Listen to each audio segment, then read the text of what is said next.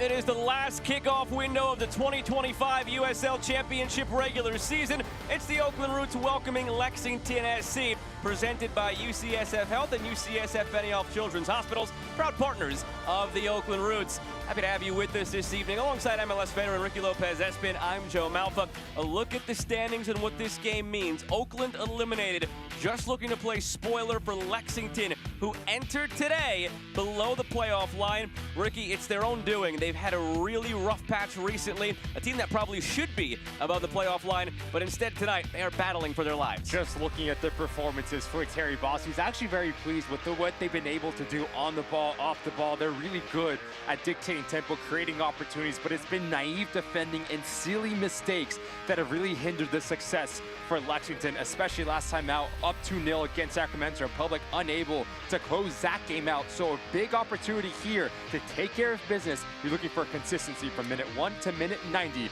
for Lexington in the visiting side. The scenarios are wide-ranging for Lexington, but let's simplify it to this. There's a whole slew of opportunities for Lexington to get in with a draw, but in its simplest form, Lexington winning and one of Colorado Springs, San Antonio, or Orange County dropping points. As it stands, they may already get that. It's stoppage time right now. Tulsa beating Colorado Springs. So they should already satisfy that requirement, and it just becomes win and in. Ricky, if they're going to do that, Marcus Epps, a veteran, will be a big reason why. Marcus Epps is so influential of what Lexington wants to do going forward, the ability to come century, to combine, but when he does push wide, he's isolated, and he has the ability to go 1v1. When he does get into that final third, he's composed, he's ruthless, and he is clinical. Fantastic result last time out. Fantastic performance for Marcus Epps. Look for him to grow on that game here on the road. The warm-ups are brought to you by UCSF Benioff Children's Hospitals. For the Oakland Roots, it is all about one man tonight, Peter Wilson, for a team that is not going to make the playoffs. All he needs tonight is one goal to take home the Golden Boot. Peter Wilson is everything to the Oakland Roots going forward. What impresses me about him is his movement, the ability to peel off the blind side, and when he does arrive in that 18-yard box, he is just so good at getting on the end of service. Here, for one time remaining for the Oakland Roots, service into Peter Wilson is going to be crucial. We had a chance to chat with him this week. He was all smiles. His teammates know what's at stake. They will probably be feeding him the ball very often tonight. Now, they should be doing that anyway, given the form that he is in. He's tied, as you see there on the bottom, with Cal Jennings. Cal Jennings scored earlier tonight for Charleston. They're both on 17 goals. Cal Jennings has the assist tiebreaker. Everything else is pretty much done and dusted, so Peter Wilson knows he scores a goal, he takes home the Golden Boot. This Oakland Roots side has a long memory. They know what Lexington did to them back at the end of August, a loss that really derailed the Roots season. They're out for revenge. It's the Roots and Lexington next on ESPN+.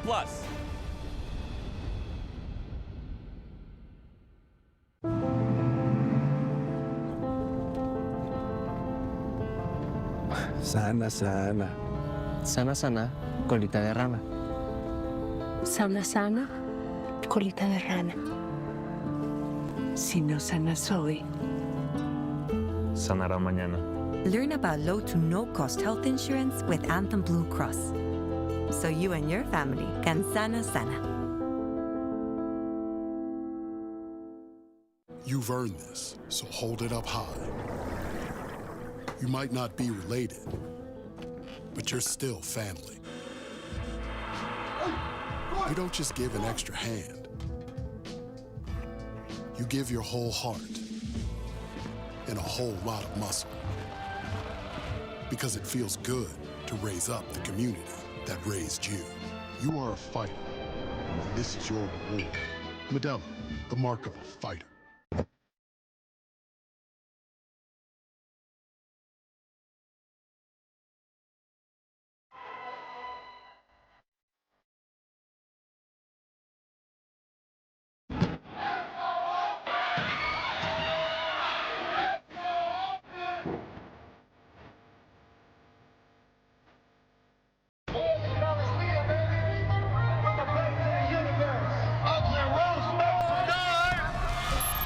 O city by the bay, let hope renew.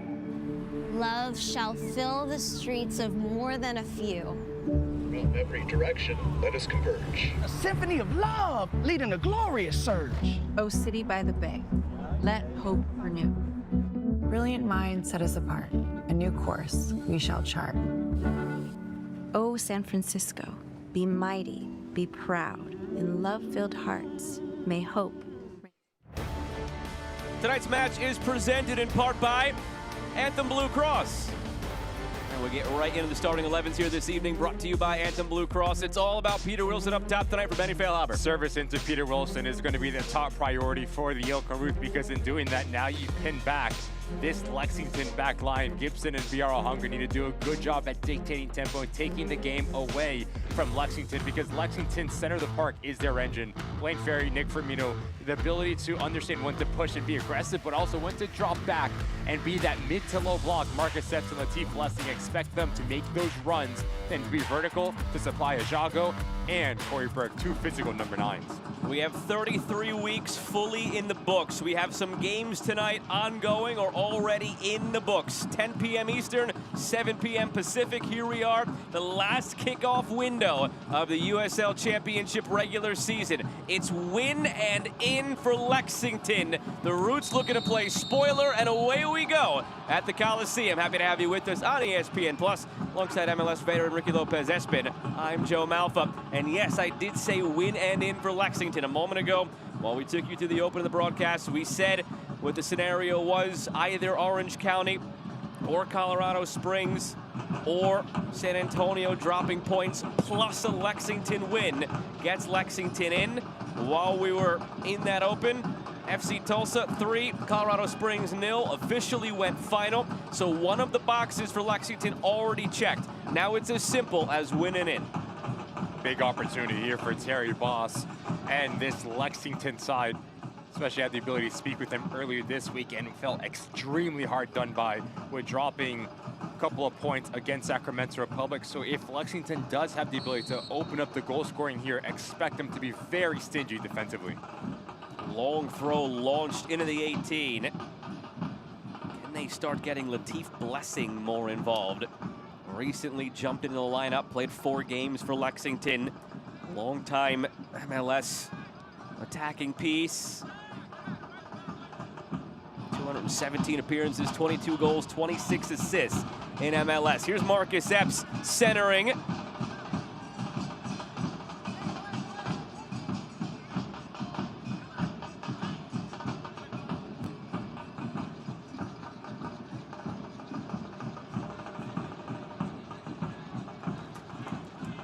Medense lumping it forward. So many big body targets in there between Ajago, Burke, Epps rotating in, and Latif Blessing floating underneath them. It's maybe one of the more formidable attacks in all of USL Championship. It just hasn't ever fully clicked this year for Lexington. A team that has shown glimpses, like you alluded to, Joe, about how good they can be in terms of chance creation, in terms of being potent, and very difficult to break through, but it hasn't been as consistent as Terry Boss would like, and that is why you see them fighting to try to get into the playoffs, because this team and this roster does have talent near the top of USL Championship. I mentioned there's other methods while we showed you that graphic for Lexington of what their simplest clinching scenario is, which again now is just simply winning in. There's a passageway through for Lexington if they tie. It's very complex. I won't dwell on it as the evening goes along until it's later on and we have a better sense. But it was a Lexington draw, a switchbacks loss, which happened, an Orange County draw, they just kicked off against Indy, and San Antonio beating El Paso, that happened. So a Lexington draw and an Orange County draw now, given other results, could also get Lexington in. But again, their clearest path forward, very simply, win and in here on the road. There's also a Lexington draw and an Orange County loss. Like I said, there's other permutations with a Lexington draw that get them in. But Ricky, you know, you've been there. When you have an opportunity to control your outcome and win and get in, you just want to do the dang thing and go ahead and clinch your spot in the playoffs on your own doing. 90 minutes is what Terry Boss is focusing on here, saying, yes, there is going to be a lot of noise, there is going to be a lot of scenarios, but everything that matters right now is in between the white lines for Lexington. You need to take care of business and punch your ticket into the playoffs. Here's Jacob Green. Slowly worked himself into a starting role as well as of late. Just his 6th start of the season tonight, 19th appearance overall for Logan Ketterer, again in goal. There was a stretch of time after he had a concussion where he lost that spot to Brooks Thompson. A couple of rough games for Brooks Thompson after 14 starts, brought Ketterer back in between the sticks.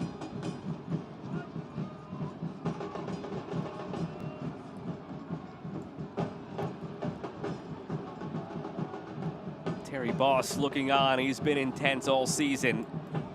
I don't think he will be as intense really as this game goes on. If his team gets a couple of goals, he might be able to relax a little bit. But until then, Ricky, he is going to be as intense as ever. It was interesting in our conversation with Terry Boss. We've talked about the mentality of this game, specifically if you are the Oakland Roots, a team that is playing for contracts, is playing for pride, and especially with the result at New Mexico.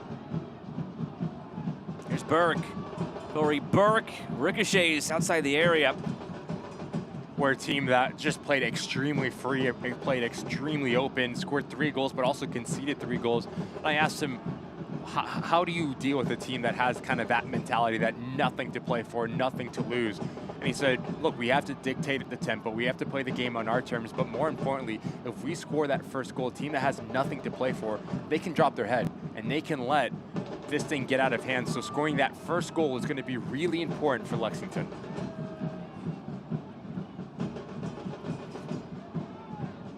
Take a look at the injury report brought to you by UCSF Health. Lexington clean bill right now. Nothing officially reported for Oakland, Saldana, Armanakis, Trejo. Saldana's been long-term. Bummer to see Armanakis and Trejo have their season end like this, given the seasons they've had, especially Armanakis for the Roots. Danny Trejo has had his moments since joining from Birmingham after what was a difficult start to the season. Somebody you look to next year to get right back on track as one of the premier players of this league. Spiegel getting the start here to end the season in goal. His 6th start, a year that has primarily belonged to Kendall McIntosh in goal. And Benny Feilhaber, he's very animated in the early going. And we got that from our conversation with him. Look, this team really hasn't had much to play for as of late. They knew in their heart of hearts about 3 weeks ago, after they had that back-to-back of defeats that culminated with that shellacking on the road against El Paso. They knew it wasn't going to happen this year, but they've taken a very professional approach, and it starts with Benny Feilhaber. They've been all in, players playing for their future jobs, wanting to end on a high note at least. And as I alluded to at the top of the broadcast, they know what Lexington did to them. Benny Feilhaber mentioned it directly. He feels their season went off the rails after they were leading on the road in Lexington 1-0 late on. Lexington scored 2 late goals to win. Really all fell apart for Oakland from there. His direct words, we feel they took our season from us in that moment, and yes, we have ourselves to blame for what happened after that, but we want to take their season now. That's why he's as intense as he is, and they are going still all out for this here tonight. What we've seen with Benny Feilhaber over the last couple weeks, with the Oakland Roots struggling to find any light at the tunnel in terms of their playoff hopes, especially with him being so successful as a player. He has his fingerprint on the locker room. He has the pulse on the locker room, and he's so relevant to trying to get the best out of every single one of these individuals. And we saw it, again, at New Mexico, a difficult place to play. He scored 3 goals, seemed really prominent, really confident in the Oakland Roots side. Now can they end this season on a positive note? Big challenge in terms of the mentality as well. Some poor luck, but again, some of their own doing within this final stretch run where they haven't been able to pick up that key win. They tied Charleston on the road. They tied Tulsa here. They tied New Mexico, as you mentioned. All these teams are top teams, not just playoff teams, but either seed 1, 2, or 3 in their respective conference. Tulsa #1 in the West, Charleston #2 in the East, New Mexico #3 in the West. They have gone toe-to-toe with the best teams, Oakland. And a lot of those teams, they've taken the lead, right? They drop points from a winning position, the Oakland Roots, and that is what has frustrated Benny Feilhaber the most, because there's again, there's glimpses of how good they can be, but unable to stick a 90-minute performance together has really hindered the success for the Roots. Kendall Burks again gearing up for a long throw. We've already seen it once. Gets the flick on. Couldn't get the second flick on, though, from Ajago. And out for a goal kick.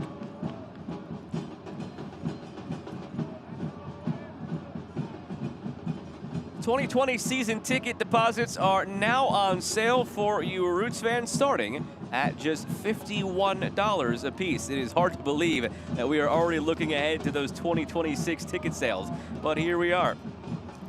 This season has come and gone in a flash.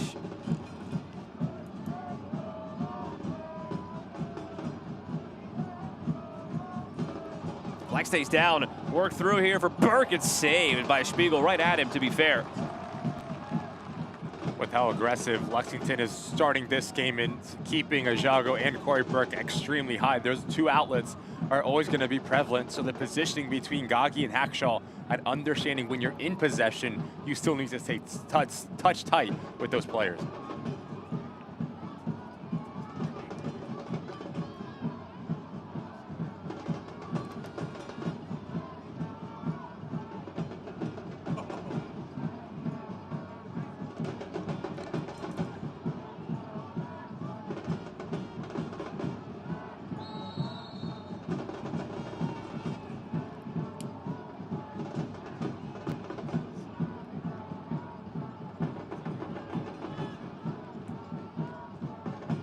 Good touch. Nick Firmino into space.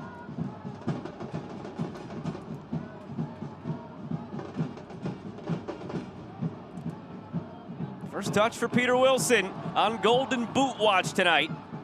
All it takes is one. The nice little battle that we have between Peter Wilson and Kendall Burks. Peter Wilson, in my opinion, the best striker in all of USL Championship just with his movement. And with the opinion of Terry Boss, Kendall Burks has the ability to play at the next level. So two players that extreme quality on the right side of your screen going to be going at it for 90 minutes here. Play it in, Wilson was close. Flag comes up.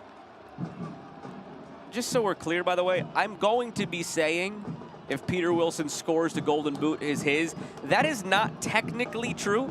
Francisco Bonfilio can score 4 against Sacramento in a game that is running concurrently. I am confident enough to say that's not going to happen. If it happens and Peter Wilson scores and ends up not getting the Golden Boot, he can blame me. It's fine. But I feel confident in saying Bonfilio is not scoring 4 on the road against Sacramento. No offense, but it's not happening. I only say that for anybody who's keeping track at home who wants to, well, actually me. I'm going to say if Peter Wilson scores the Golden Boot, there's a lot of people that want. Well, actually, Joe.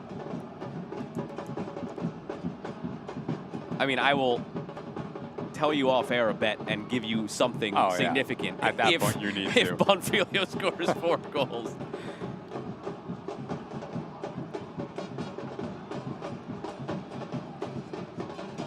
Other games going on right now. Monterey Bay and Las Vegas in a game between 2 eliminated teams.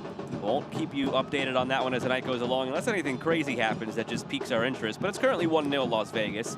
Orange County, Indy 11, scoreless.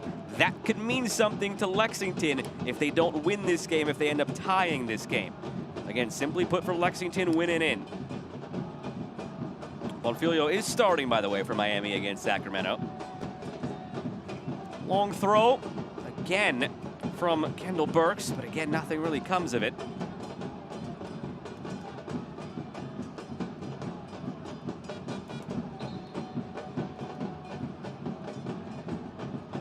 Lexington in their first season in USL Championship, making the switch from USL League One.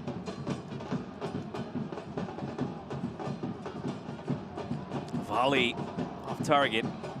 Fell nicely for a moment. Blaine Ferry has really made an impact for this Lexington team.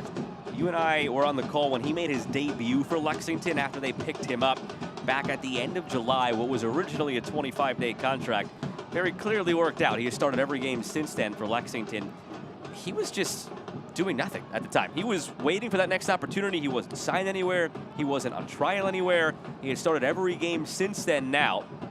And he has been crucial to the success of Lexington in this system under Terry Boss, which he has said really relies on having a left-footed, left-sided center defensive midfielder. He is fit like a glove, Blaine Ferry. The type of profile that Blaine Ferry gives this Lexington side, yes, he creates a good relationship with Nick Firmino, but also his ability to break lines, not only with his passing, but with the ball at his feet to drive at defenders is what really makes a difference for Lexington because it also allows the players around him to be more aggressive. As he requires so much attention, it frees up his teammates. So Blaine Ferry has fit in seamlessly into this Lexington tactical game plan. Batash. Wilson settles. Peter Wilson to the end line, floats it back post, was looking for Batash. Gibson, Gomez. Danny Gomez has it blocked. Gomez again blocked. Chatting with Benny Feilhaber, we asked him now that he can take stock of this whole season after he took over near the midpoint, which players really stood out in terms of the most growth, and the two of the players he said were involved there. Peter Wilson, of course, and Danny Gomez. Batash, oh, he's looking through for Wilson. You're going to see that tonight. That play was on, but there's going to be moments where maybe it's not on, but they're still going to try it. It is Feed Peter Wilson night here at the Coliseum. But you also heard the fans as well starting to make noise once Peter Wilson did get the ball, especially in around that 18-yard box. Back to that point about player growth for Benny Feilhaber. An interesting thing he mentioned about Danny Gomez is that he has the highest floor of anybody on this team. You know that even on his worst day, he's going to be a 6 out of 10. Most days he's been above that for the Roots. And now a free kick drawn by Peter Wilson from about 35 out. I don't think he'll be confident enough to shoot this, but again, when you're 1 goal away from the Golden Boot, why not? Good ball in from Gagi that breaks a couple lines. And Peter Wilson doing a good job at using his body to get the right side of Kendall Burks. And as he spins, his marker goes down a bit awkwardly. A bit too aggressive for the center back of Lexington. From this angle, Joe, expect the Oakland Roots to try to lift this ball to the back post area, looking for the knockdown. So not the initial action can cause some issues. It's the secondary wave here. Peter Wilson starts edge of the area, waiting for that knockdown that you mentioned. Gibson will serve it. He has a nod right there. Great look at it from our camera crew. Gives a nod to Gagi. That is who you imagine will be the target here. Gagi on that backside to head it across for Peter Wilson and the lot. It's floated that way. It's past Gagi, still centered, loose there. Shout for a handball. Oh, it's out for a corner. That's something else to keep in mind that Benny Feilhaber mentioned. Kai Green has been the penalty kick taker all year for the Roots, but now it's Peter Wilson knowing what's at stake. There's shouts for a handball, not much whatsoever. The arms are tucked in a natural position of Marcus Epps. Good no call by Greg Dobka, our referee. No VAR call that's made, the call that stands. First, Ava Community Energy corner kick for the Roots. Gibson bounces around and into the hands of Logan Ketterer. The USL on CBS Sports Network kicks off the championship playoffs presented by Terminix with an Eastern Conference quarterfinal showdown. Second seed Charleston Battery take on the 7th seed right now. That would be Rhode Island. Sunday, November 2nd at 2 p.m. Eastern on CBS Sports Network. And if that holds as Rhode Island, it would be a rematch of last year's conference final, which saw Rhode Island on the road taking down Charleston.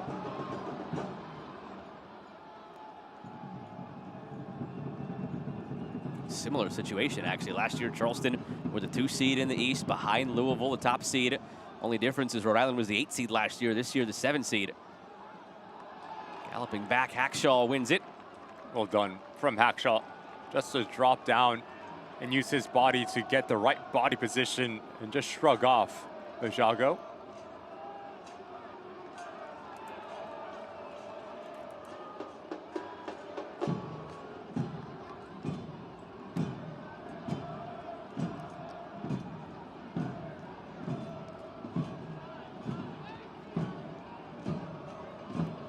Epps. We spotlighted him as a player to watch tonight. Rookie for Lexington, Marcus Epps, 5 goals, 4 assists. It's on his 4th team in 4 years in USL Championship. A lot of that is just contractual circumstance and team fit as managers have come and gone. Everywhere he's been key to his team's success. Well, Marcus Epps can do a little bit of everything and play numerous of positions, whether it is essentially as a false number 9, but very comfortable when he is isolated and he has space to run into. Flag stays down here. Corey Burke. More time and space there. They didn't have to rush the off-balance effort and across. Osibiara Hunga takes the long way, the scenic route on the outside of the pitch, still with it. Wilson wants it, gets it. Peter Wilson! A golden goal for Peter Wilson! Your Golden Boot winner in 2025!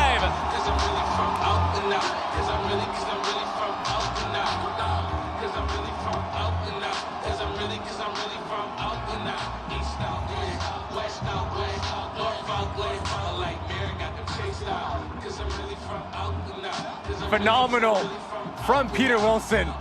Notice the recognition of space, and as he spins Kendall Burks, he just wants it that much more.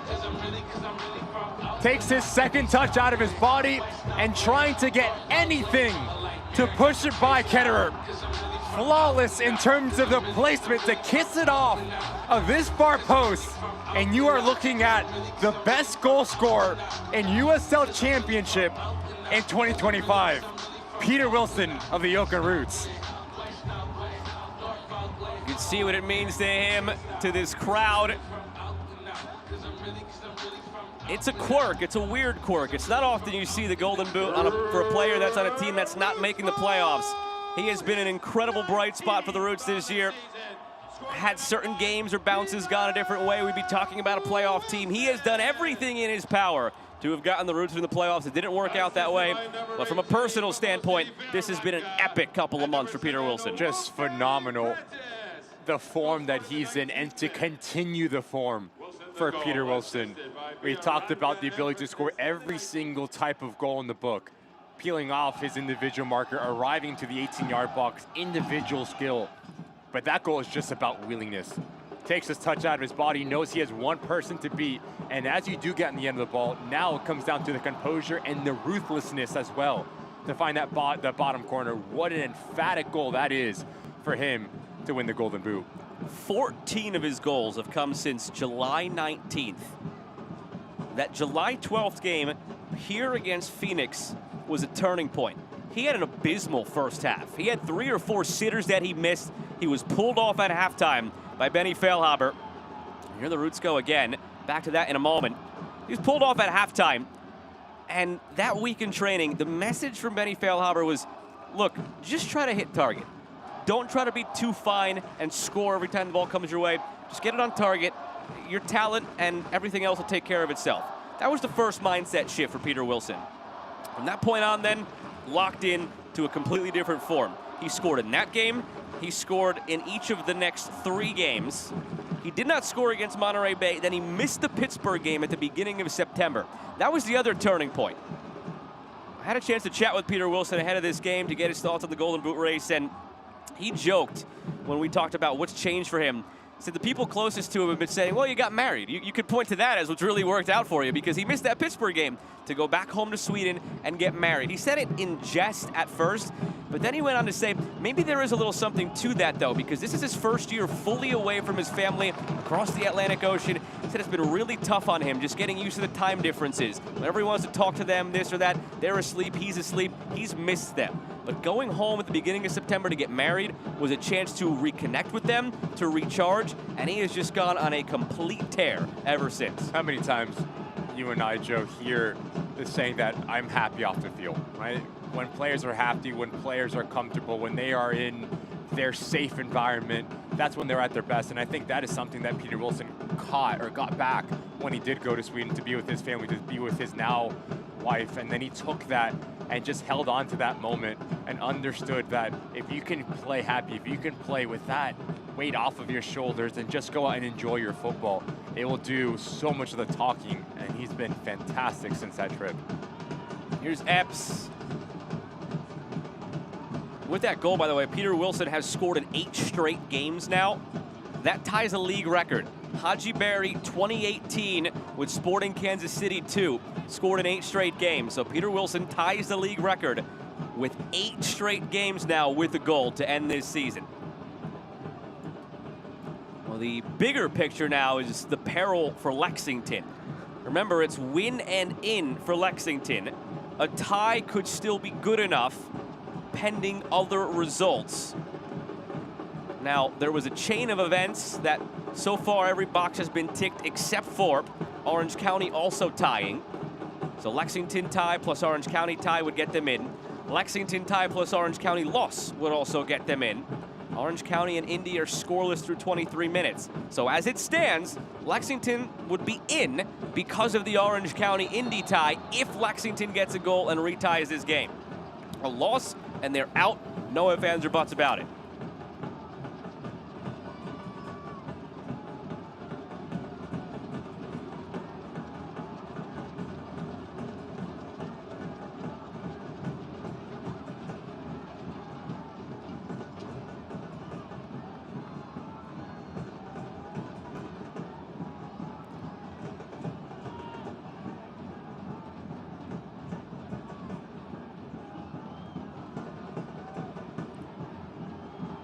Chance here on a set piece for Oakland. As we talked about earlier, they very much want to beat this Lexington side and get their revenge for what happened at the end of August. It has been talked about by the coaching staff and the players. Batash looking for Hackshaw, edge of the area, the volley off the post! Oh, Prentice nearly. Goal kick. Just mentioned, it's not the initial ball, it's a secondary action that causes some concern for opposition. As Hackshaw times his run to perfection, just notice the way that Wolfgang Prentice runs around this and gets his hip squared. Allows him just to strike directly through the ball and make really clean contact, nearly doubling the lead for the Oakland Roots. Although, to be fair, doubling the lead for the Roots might be exactly where Lexington wants them, considering the Roots' woes in holding on to leads. As of late, that has been their demise this year.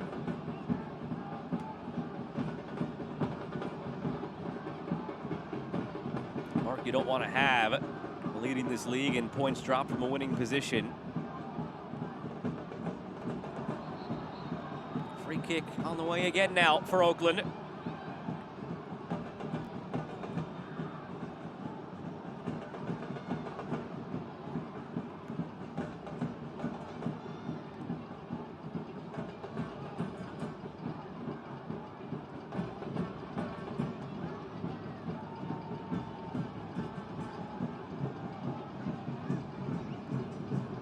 Prentice.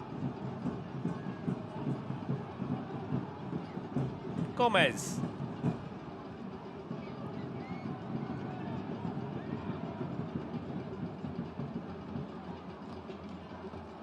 Bad news for Lexington. Orange County leading Indy 1-0. A goal in the 23rd minute for Orange County. So, as I mentioned, Lexington could get in with a draw, but Orange County would also have to tie or lose. So now, if Orange County is able to hold on to their lead against Indy, Lexington's only passageway into the playoffs is by winning this game here. Now remember when these teams met back in August, Lexington trailed 1-0 until past the 80th minute. They scored with 8 minutes to go, and then in stoppage time to win it 2-1.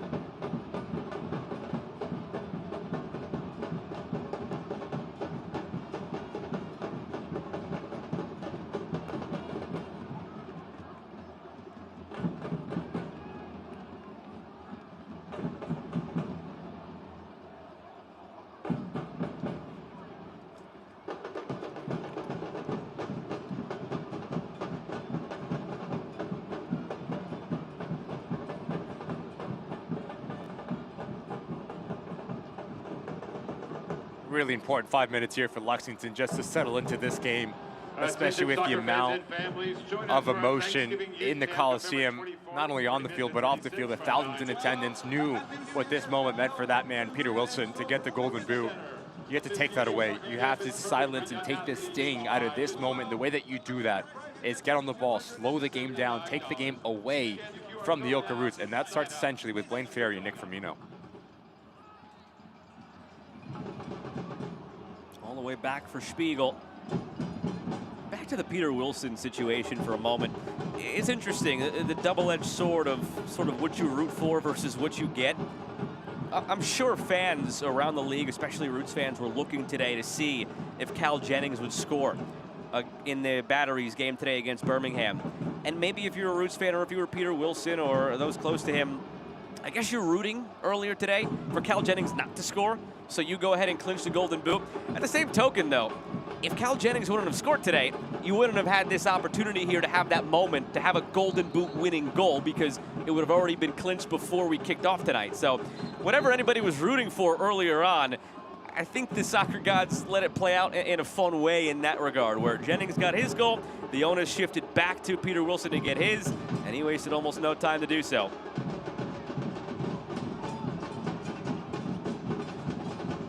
Worked through by Blessing, and out for a goal kick. Let's take you back to that Peter Wilson goal that gave him the Golden Boot. A magic moment it was. It's been brewing, scoring now in 8 straight games, a league record. Knowing that you had to score in this game to win the Golden Boot and to do it in that type of way, that is a difficult finish from Peter Wilson.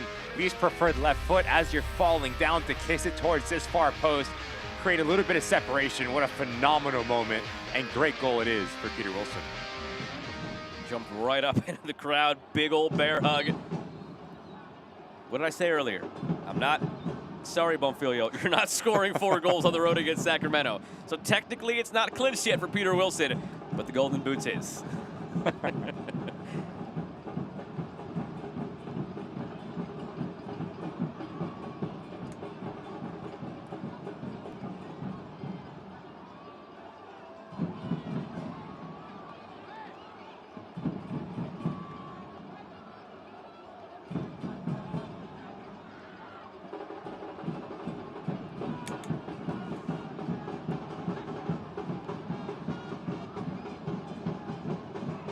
Blessing.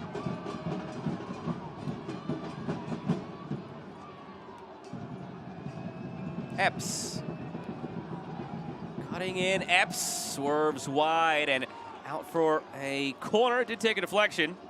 Marcus Epps scored a phenomenal goal against Sacramento Republic in a very similar fashion. He's just so good at that little bit of a hesitation, which gives him the window to find that far post. So if you are a defender, you need to be touch tight with Marcus Epps, especially when he does get in around that 18-yard box.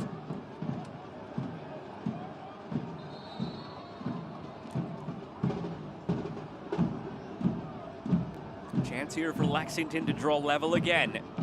As it stands with Orange County beating Indy, Lexington doesn't have the safety net anymore of a tie possibly getting them in. They have to win. They have to come back.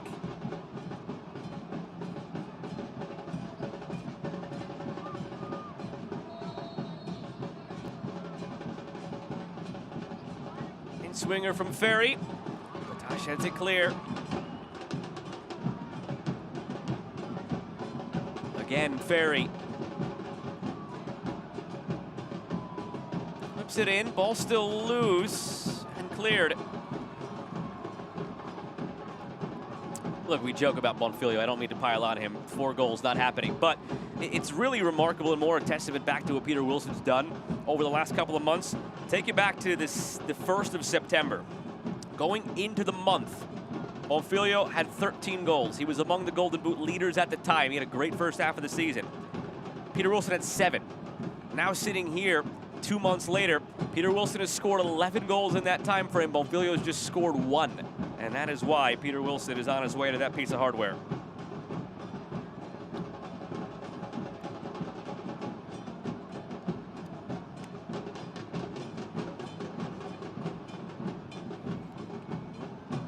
Get ready for all the exciting postseason action as the USL playoffs presented by Terminix kick off in November. The top teams will battle it out for the ultimate prize. Go to USLChampionship.com for all the latest information.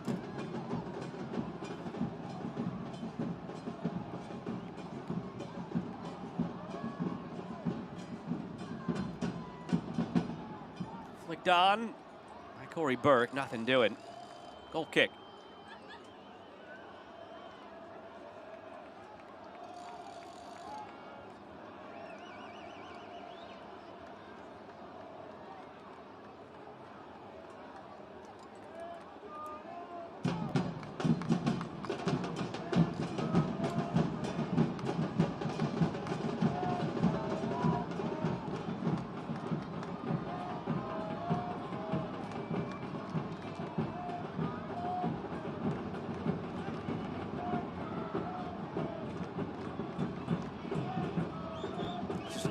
going right now in the attack for Lexington.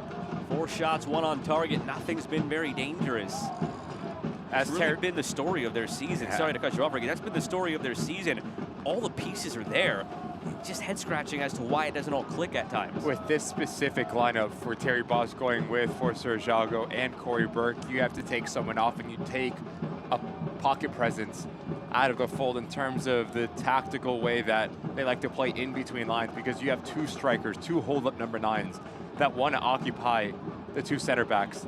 And that is where we're starting to see this Lexington side struggle at trying to manipulate and play in between Tyler Gibson, Gomez, and Biarahunga. It's been very dominant for the Oakland Roots to win that midfield battle because there's just no presence for Lexington there. Here's Ferry. 10 to go in this first half.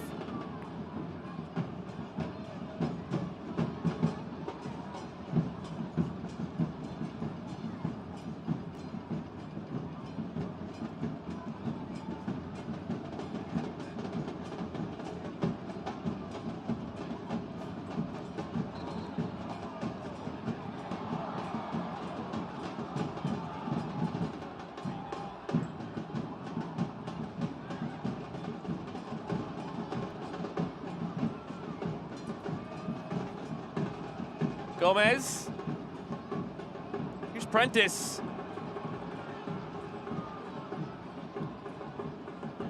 If you really want to get crazy, 35th minute, plenty of time. A hat trick for tonight, for Peter Wilson tonight, would be the first for Oakland in their USL Championship era, and it would get him in that 20-goal plateau that recent Golden Boot winners have been at. He's sitting on 18 right now. Now, the difference, too, this year, 30 games. Last couple of years, 34 games. So on a goals per game basis, he's right in line with a couple of the recent winners. Albert Dequa from 2 years ago, Milan Olaski from 3 years ago, all of them in the mid-.7s in goals per 90 minutes. Last year was the anomaly. Nick Markanek nearly a goal per 90 minutes with the best season in league history.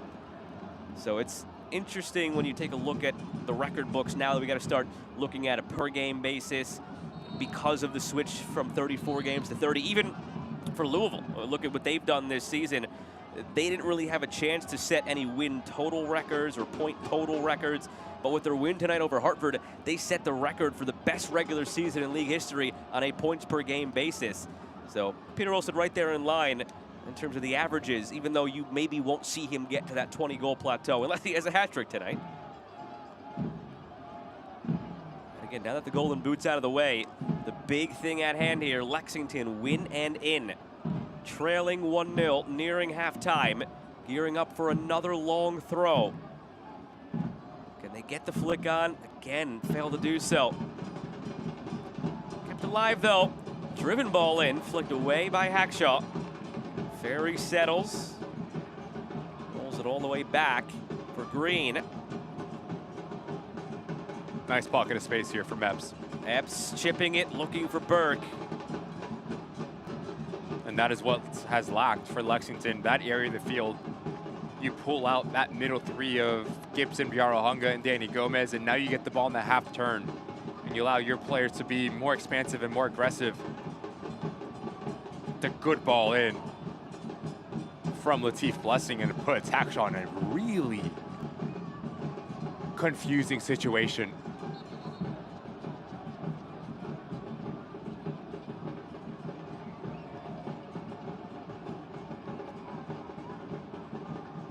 This is what Judgment Day is supposed to be about. News coming from everywhere, building the drama. Indy just tied it 13 minutes after Orange County took the lead. Deflected on the ball in here from Burke. That's good news again for Lexington. If they are able to at least muster a draw here, Lexington, then it would take an Orange County loss or draw to still get Lexington in. But obviously still work to be done here because they're trailing 1-0. Whatever happens at Orange County in the 11 game doesn't matter if Lexington end up losing this game.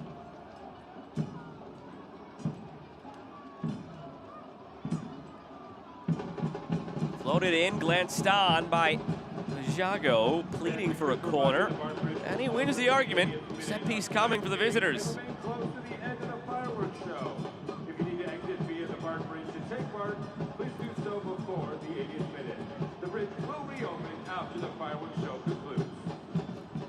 Select is proud to be the official match ball supplier of the USL Championship. From the Academy to the big league, Select is there every step of the way. Visit us.select-sport.com for the latest product specials and more. Select, the player's choice. Lexington want to see that Select ball one place only right now, and that's the back of the Roots net. Opportunity from the corner. Ferry, better service this time. The header is wide. Spiegel had the post covered, but the ball beat the post as well. Center backs getting involved. Kendall Burks that time. The amount of options that Lexington has, especially with the big size advantages through set pieces, can be really influential for Terry Boss, but you just need players to have and want to beat their markers to the spot. Good opportunity for Kendall Burks there.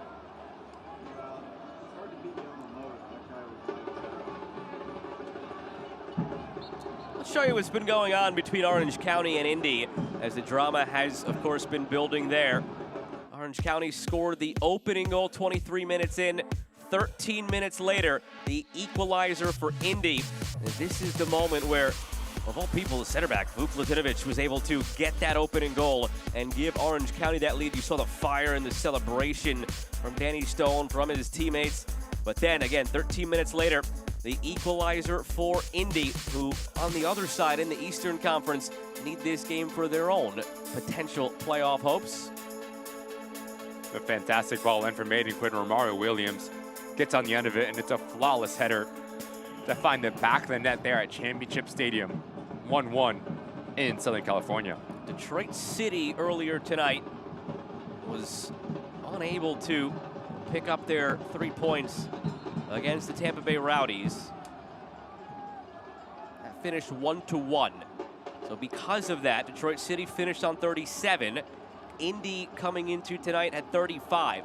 So in the same way that it's win and in for ninth place Lexington here, it's win and in for 9th place Indy in the East in that game against Orange County.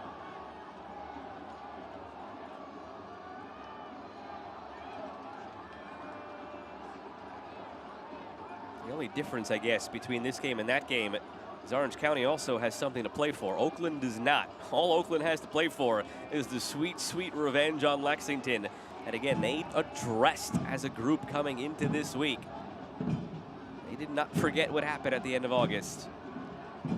There's been plenty of accountability from the players from Benny Feilhaber. They know that they have shot themselves in the foot down the stretch here and should be a playoff team, but will not be. But it all sort of started psychologically with the way that Lexington game ended. They have an opportunity to get their comeuppance. Blessing, blocked. Good positioning there from Green, understanding that Lexington is throwing a lot of numbers forward, so you have to be very clever in terms of your placement and the roles that you take when you're in possession, especially with the verticality and mobility of Peter Wilson, always playing off the blind side.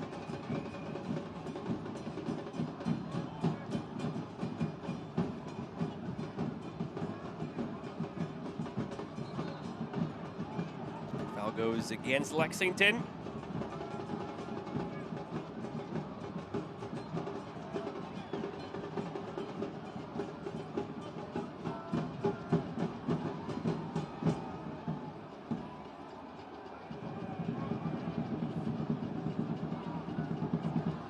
Conversations in the respective locker rooms would be interesting if this continues the way it's going as we near halftime. We've seen Terry Boss intense before. I think that might be the most intense locker room he's had, or any team has had, all season long. Just not enough. He's about half of a yard off there, Peter Wilson is, but just not enough of a presence and bite going forward for Lexington. They're doing a good job at progressing in between lines and getting themselves into that final third, but it continues to break down. Like left side of your screen, not enough movement. Corey Burke and Forza Jago both want the ball to their feet. No one breaking lines and pulling players out of position, which makes life very easy for the back line of the Roots.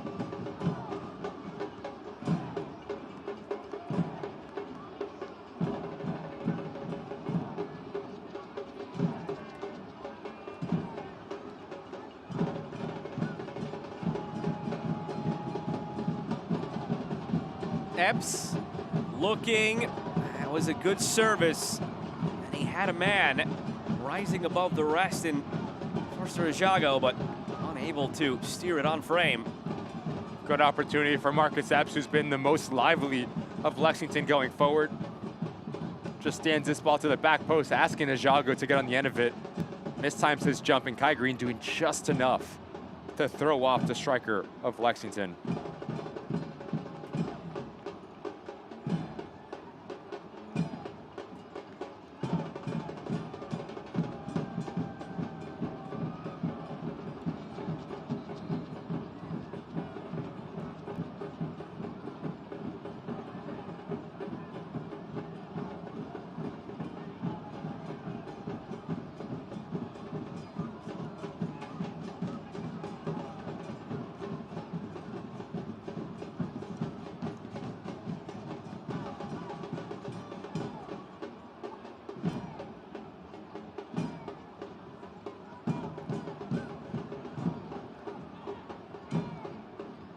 Fans and fourth officials indicate 1 minute of KTVU plus stoppage time tacked on at the end of this first half.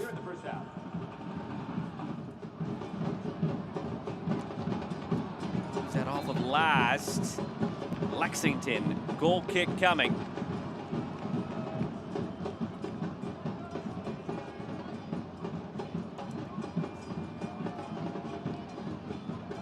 Oakland side is Oakland's nonprofit newsroom, providing you with the reporting and information on the stories that matter to you. Oakland side, news for Oakland.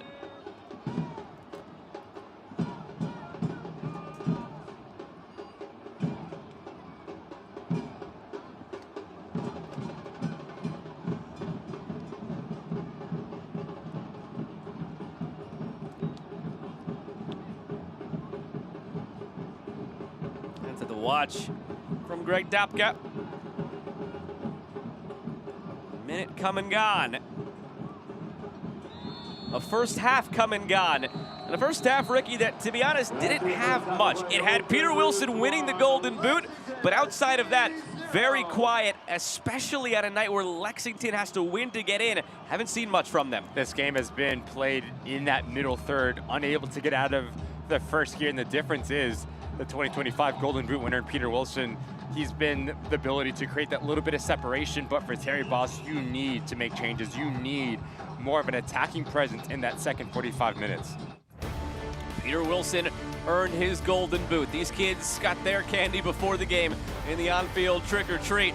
They've only been in for treats with this Oakland lead 1-0. Peter Wilson Golden Boot, maybe not enough for Betty Fehlhaber, who will be fiery until this final whistle goes. More to come from the Coliseum. Roots 1, Lexington 0.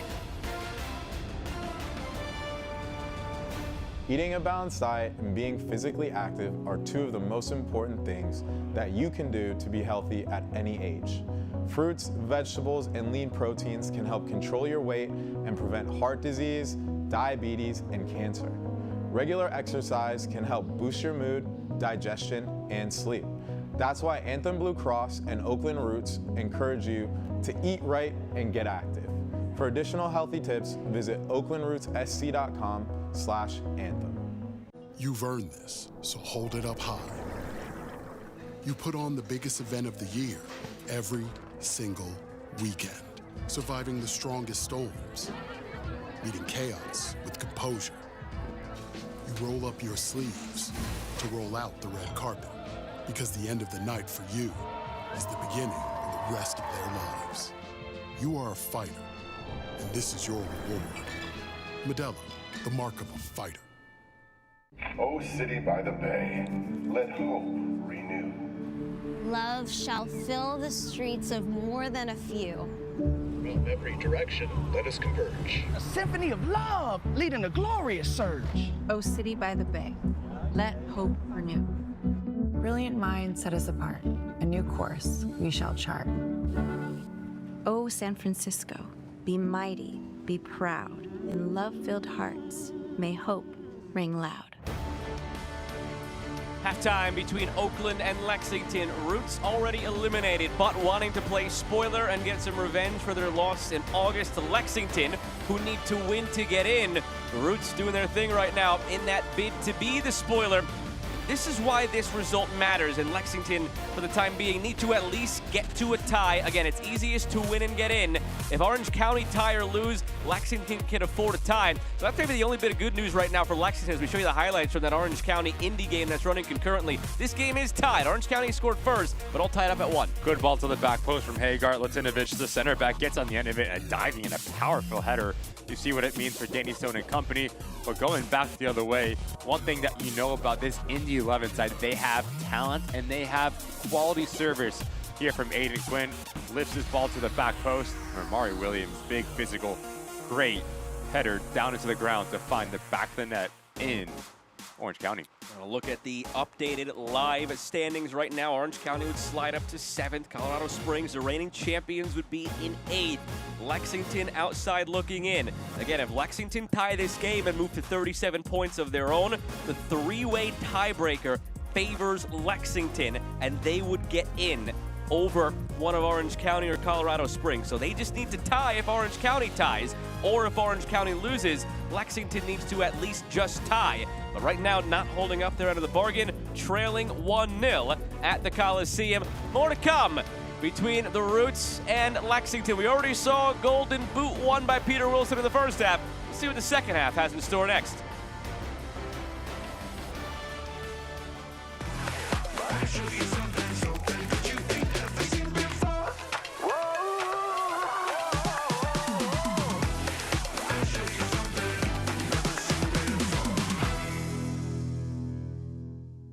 Whoa, termites can eat a pound of wood a day. Pound of wood a day. Pound of wood a day. Pound of wood a day. What's wrong, Daddy? Daddy? You okay? Keep termites out of your home and your head with our premium guarantee that covers up to $250,000 in new termite damage. Before panic shows up, Terminix it.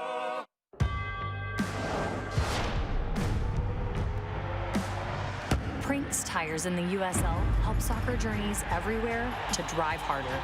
From city playgrounds to suburban sidelines. From early mornings to late nights. From fun with friends to winner takes all. From the biggest fan to the biggest heart. And at every turn, Prinks tires will be there for the long haul.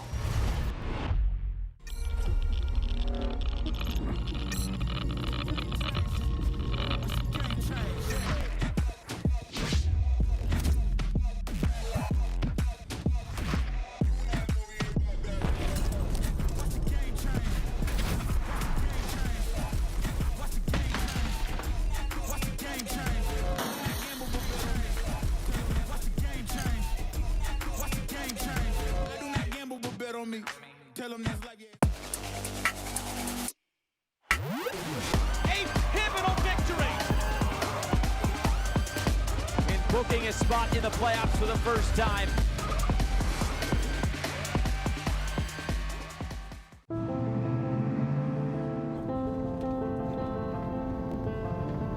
Sana, sana. Sana, sana, colita de rana. Sana, sana, colita de rana. Si no sanas hoy, sanará mañana. Learn about low to no-cost health insurance with Anthem Blue Cross, so you and your family can sana sana. You've earned this, so hold it up high. It doesn't just have great bones. It was the backbone of your community. So you breathe in new life, grinding away to make space for tomorrow, for your people. This isn't just a restoration. It's a revival. Because you're always willing to double down on your neighborhood. You are a fighter, and this is your reward. Modelo, the mark of a fighter. O city by the bay, let hope renew. Love shall fill the streets of more than a few. From every direction, let us converge. A symphony of love leading a glorious surge. O city by the bay, let hope renew. Brilliant minds set us apart. A new course we shall chart. O San Francisco, be mighty, be proud. In love-filled hearts, may hope ring loud. At the break, still here at the Coliseum, we take a break from this bit of action and take a broader look around USL Championship with some news and notes. For the last week of the season, Ricky, it has been pretty eventful.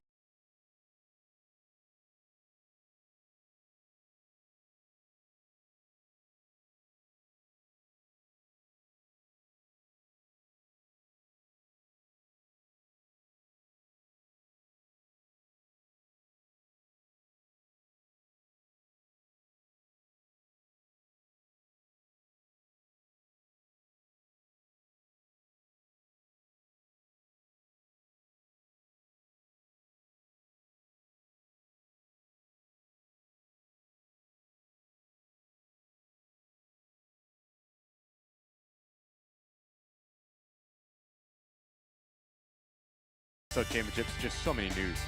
Take a look now at the out-of-town scores brought to you by Visit Oakland. Get out on the town and visit Oakland to explore arts, culture, and world-class cuisine. All these matchups finished earlier. As far as Lexington is concerned, the most significant matchup for Lexington was bottom right, Tulsa beating the Switchbacks. Because of that Switchbacks loss, all Lexington needed was a win to get in, but so far not holding up that end of the bargain. The other big one here, Ricky, Louisville set the record, as we mentioned in the first half.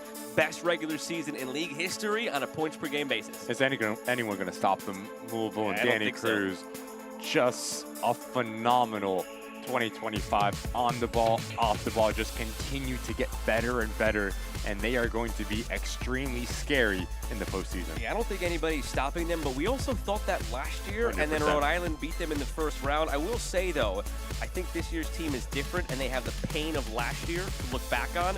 I think this year's Louisville team beats last year's Louisville team hands down. Take a look at the next page of the scores here. You see our live games. No offense to Monterey Bay and Las Vegas. You mean nothing at the moment. Orange County and Indy, that's the one that we have to keep our eye on. If that game ends as a tie or an Indy win, then Lexington can still get in with a tie. If Orange County wins that game, then Lexington can only get in with the win. And again, as we've said, very simply put, Lexington should not be concerned with the tie option right now. It's as simple as winning in. They have to hold up there to the bargain. The most important and perhaps last 45 minutes of the Lexington season coming up. They trail 1-0 on the road in Oakland.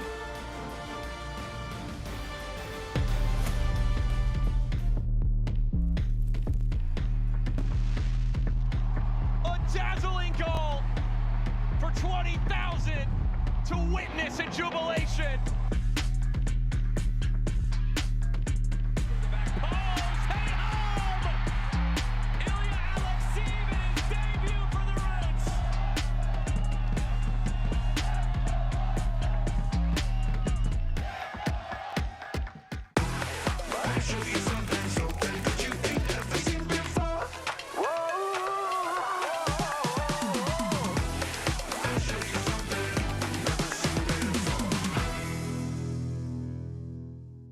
Whoa, termites can eat a pound of wood a day.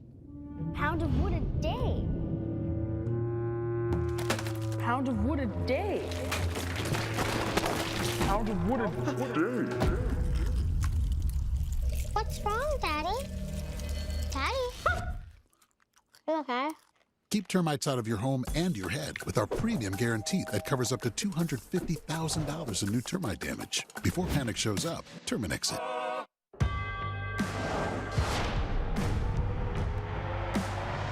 Prinks tires in the USL help soccer journeys everywhere to drive harder. From city playgrounds to suburban sidelines, from early mornings to late nights, from fun with friends to winner takes all, from the biggest fan to the biggest heart. And at every turn, Prinks tires will be there for the long haul.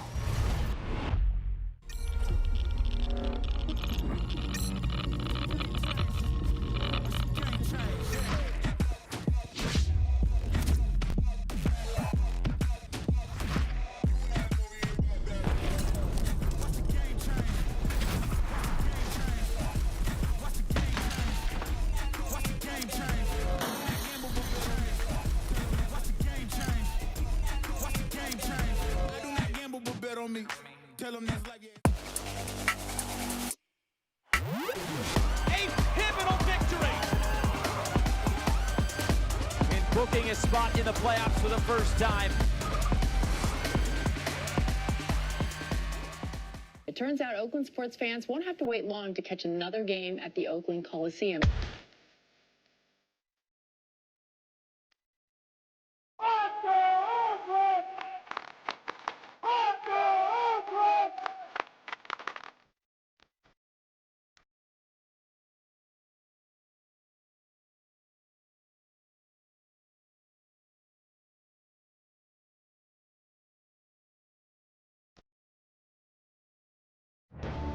Tonight's match is presented in part by Anthem Blue Cross.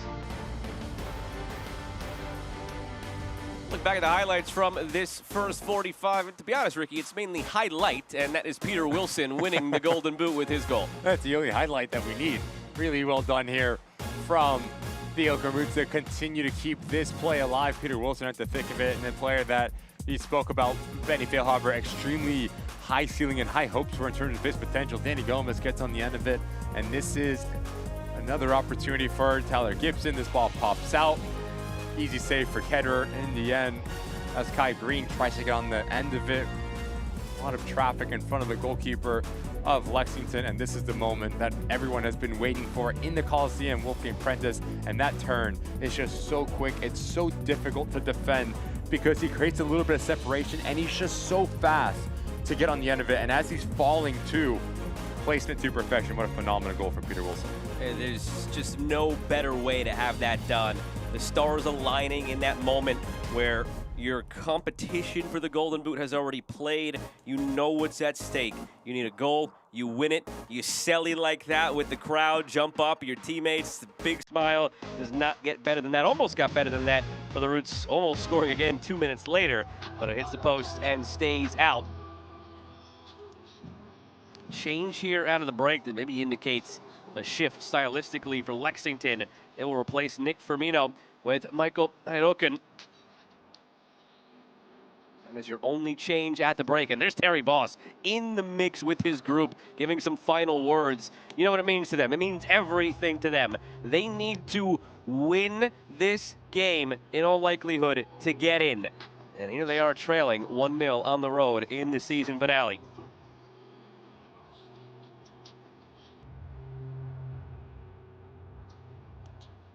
Keep you updated on the other games as well as we enter the final half of the USL Championship regular season. Monterey Bay and Las Vegas are 1-1 set to kick off. Orange County and Indy are 1-1 set to kick off. Sacramento and Miami are 0-0 set to kick off. The final 4 games, the final 4 halves, the 2025 USL Championship regular season is about to end. We don't know the last playoff team in either conference. We find it out together over the next 45 minutes.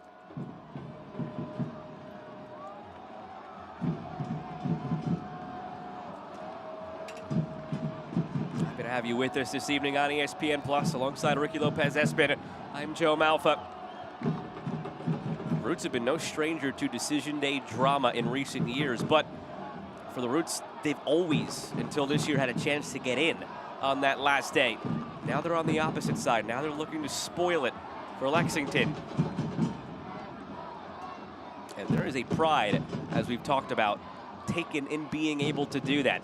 Benny Feilhaber said that this past Wednesday was, in his opinion, the single best training session the Roots have had since he took over as the head coach. Guys have been playing free. They're still intent on improving. He said it was a little awkward and just weird vibes all around, knowing this was the last week. There is nothing beyond this week for the Roots. But they sort of embraced it.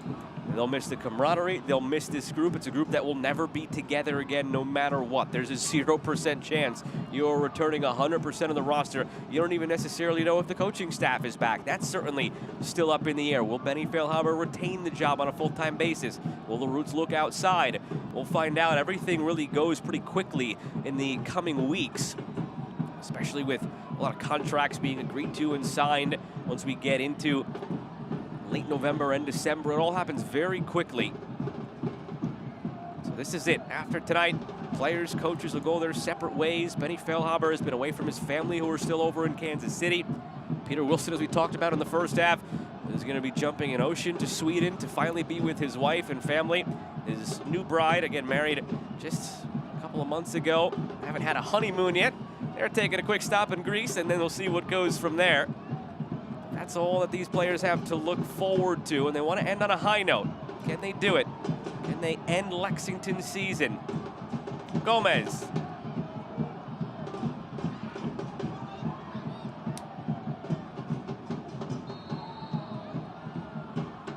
Tactically, it's going to look different for Lexington as Oakland comes in.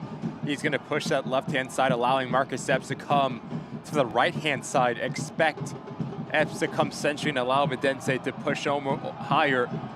Right side of your screen, notice how central he is as well. So there's going to be a bit of an overload on this near side for Lexington with two players that are comfortable on the ball.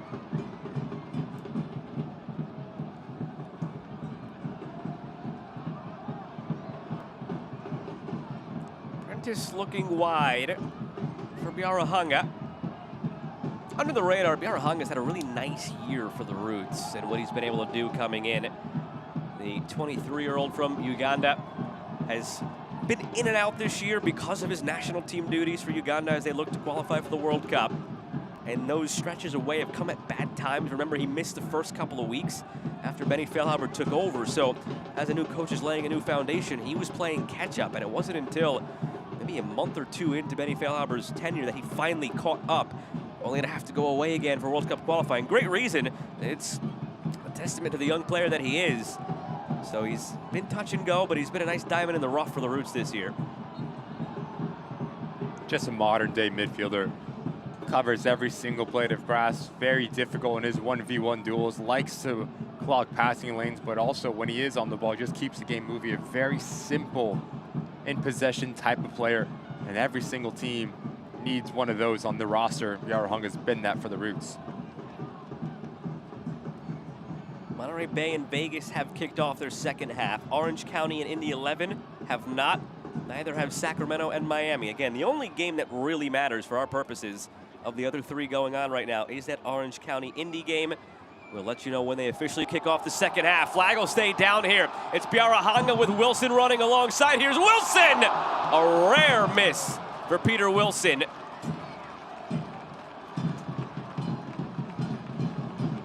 Watch the movement of Peter Wilson. Outruns about 5 Lexington players, and you talk about a player that just wants it more. Perfect example of this from Peter Wilson. Good ball in from Biarahanga, and as he's falling, just gets underneath it, but that is over a 60-yard run, bypassing about 5 of the opposing players. A rare miss. A difficult finish it would have been at that speed with the pace the ball had on it. But the form that he's been in, scoring in 8 straight games, you expect everything he touches to end up in the back of the net.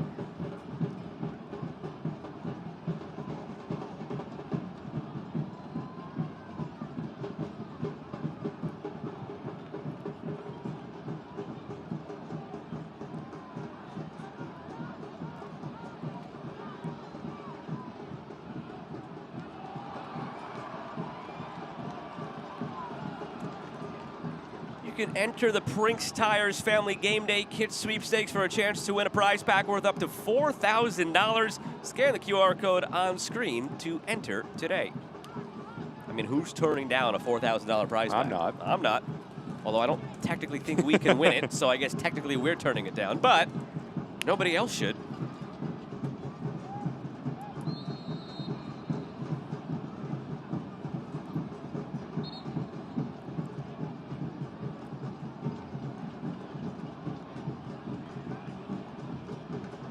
Lexington, as it stands, just need a goal.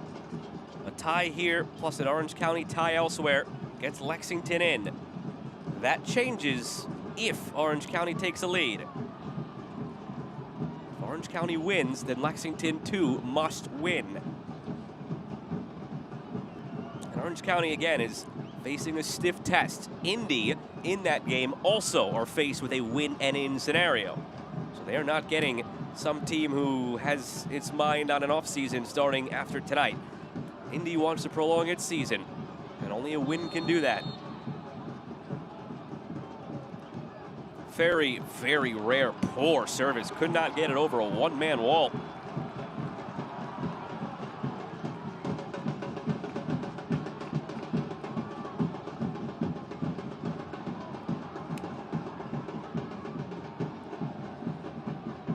comes back and gets it. Better ball this time, puts it on a dime for Marcus Epps. Epps, Medense.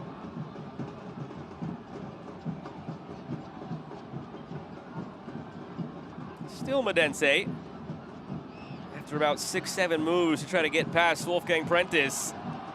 Unable to do so, and Prentice comes away with it. Just too long for Medense, too many touches, allowing that double team of the Oakland Roots and another opportunity here. Garahanga tried to clip it in for Peter Wilson.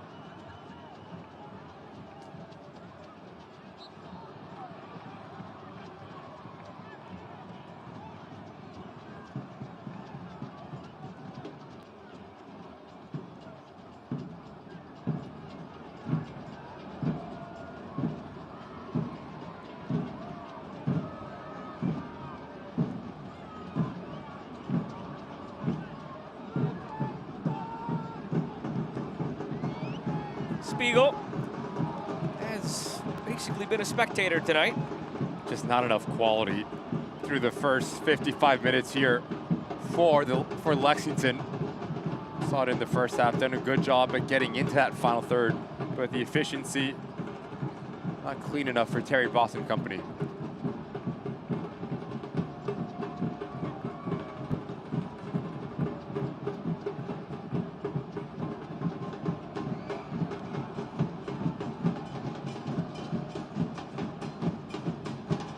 Wilson pressuring, Ketterer clearing.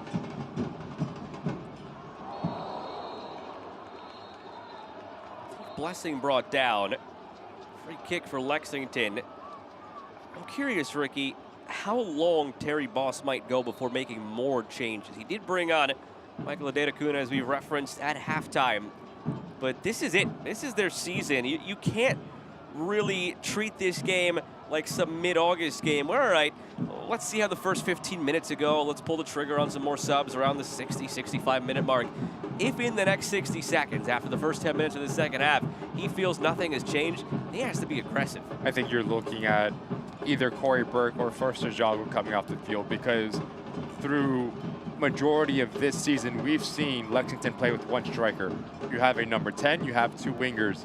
For this game in particular, they're going with two strikers, and it just hasn't been able to click.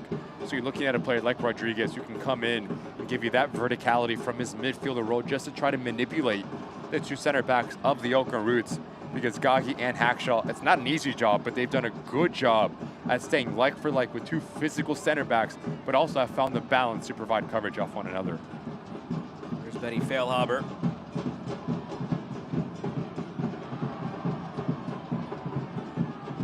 Medense.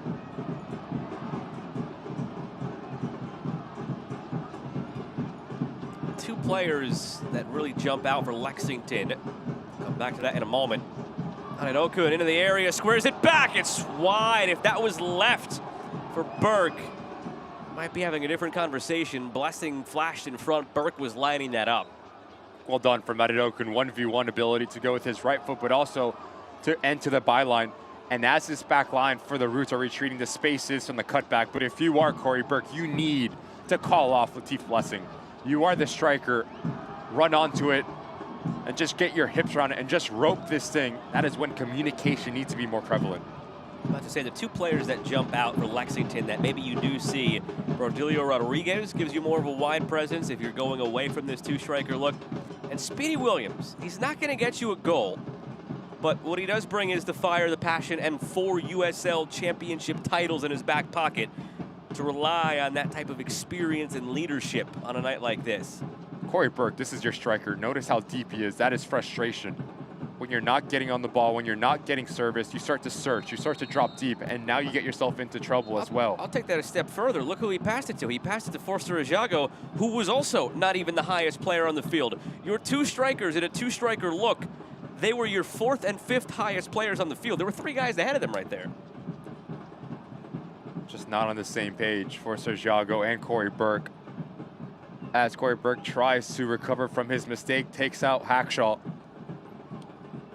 But as if you do bring in Speedy Williams as well, you get experience and you get ball retention, which in theory can push up Blaine Ferry into that number 10 role.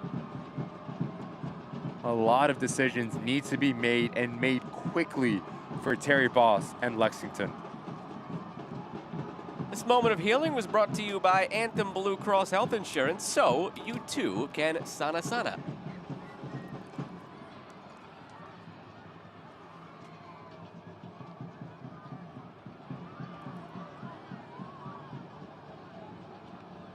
You mentioned the word frustration for Corey Burke. We're seeing it in his demeanor now as well. Hope you can't read lips.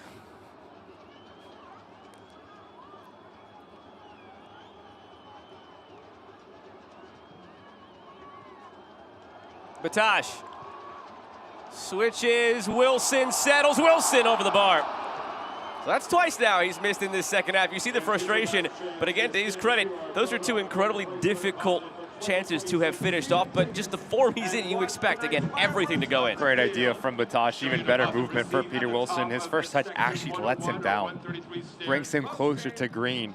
If you can take that touch and continue to have it on your right foot, now you have the better angle. Flag comes up on Forza Rajago. Soccer season's here, it's been here, and SeatGeek is the official ticketing partner of the USL. Get all your USL tickets and more from the #1 ticketing site, SeatGeek, your ticket to great seats. You can get some playoff tickets on SeatGeek. So take a look at the standings. Those teams are pretty much, nope, they're all officially done. I was just making sure I wasn't wrong in saying that, but the team's hosting a playoff game next week. In the East, it'll be Louisville, Charleston, North Carolina, and Pittsburgh. And in the West, it'll be Tulsa, Sacramento, New Mexico, and El Paso.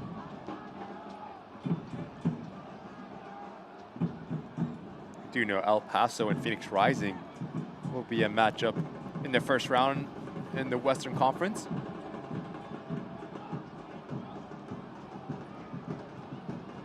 Some matchups set, not all. San Antonio, New Mexico is also set.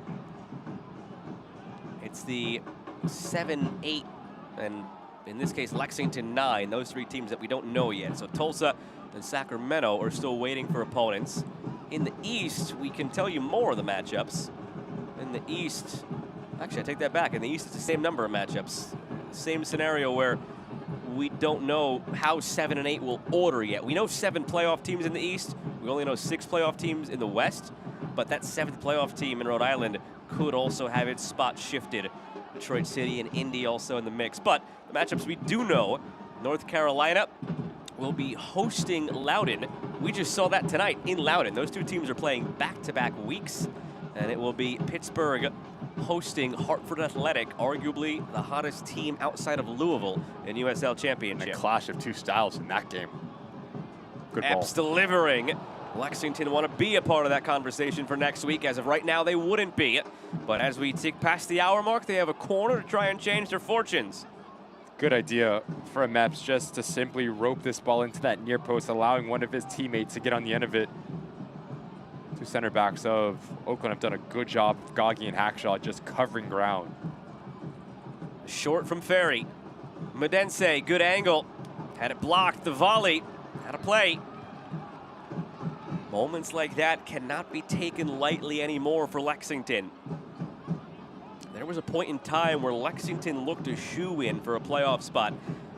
There was a point in time where you were talking about Lexington as hosting a playoff game, being a top 3 team. It's all fallen apart for them. Although, as you mentioned when we came on the air, they've been hard done by some results, by some calls, by some bounces in their 4-match winless streak. 3 losses, 1 draw in that span. But rewind to September 20th. They were coming off a stretch in which they had won 5 of 7 games. They were 5-1-1 in those 7. And the question for Lexington was not if they make the playoffs, but how high would they be in the standings? 2, 3, all those were still in reach.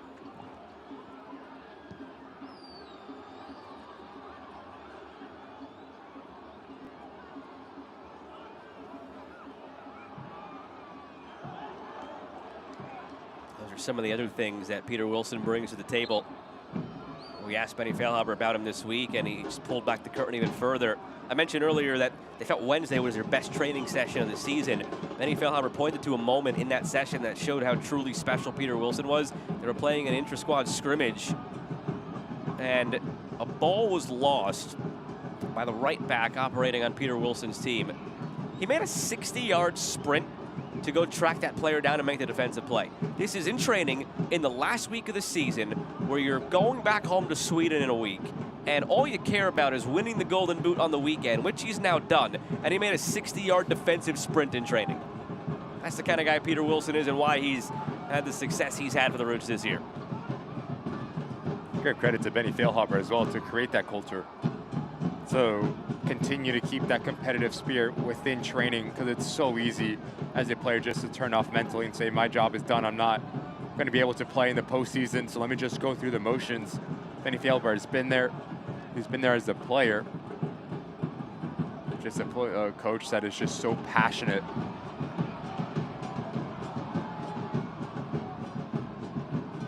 I don't know if he's going to be the coach of this Roots team next year. That's very much still up in the air. Again, it'll probably move pretty quickly in the coming weeks, as all teams do, to try to beat that sort of free agency period. I do know he'll be coaching a team next year. I think what he's shown this year in his time in charge of the Roots is that he should be a head coach somewhere. He should have probably still been a head coach at Sporting Kansas City. It ended on an awkward, sour note there. Over the top for Wilson. Ketterer wise to it at the edge of his area. Really well done first from Danny Gomez to receive this ball with his hips open, which gives him the pace, the ability to play into Batash. Acres of space just a bit too heavy for Peter Wilson's run, but good action from the Roots. This year started for Benny Feilhaber playing in Open Cup, remember? Epps, away by Gagi. Right? I did. So you're not wrong. At the time when he was playing for Des Moines Menace, I had a chance to be on the call for what turned out to be his last game, and he scored a penalty the night they got eliminated. And I said, you know what? That's probably the last game he ever plays and the last goal he ever scores. And they had a special release Des Moines Menace. I definitely copped one of those, and it's in the closet. Does he know that? He does know that, and we shared a good laugh about it when we had a chance to chat earlier this year when he took the job. Got to get him signed. It's probably the next step at some point. Tommy, can we make that happen? It wouldn't be the final Roots game of the season without you asking Tommy for something on the air. We got to put a little pressure on.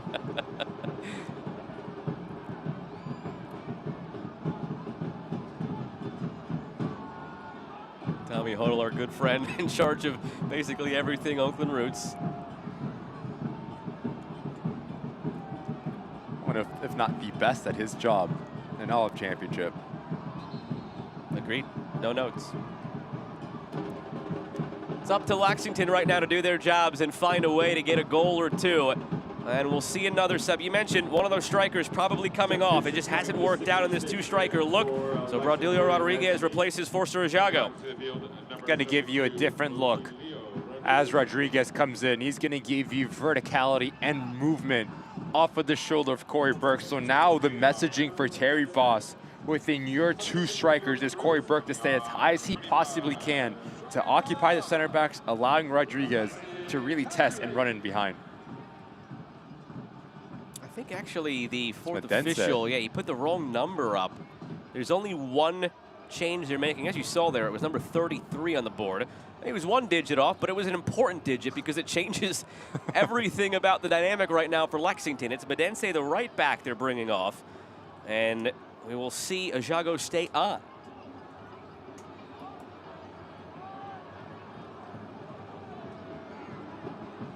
Here is where the confusion comes in. We were just told from down on the sideline, Kai Green will be coming off in a moment for Jurgen Damm. Kai Green wearing 33. The fourth official jumped the gun. He had the Lexington player in, but the Roots player out on the board.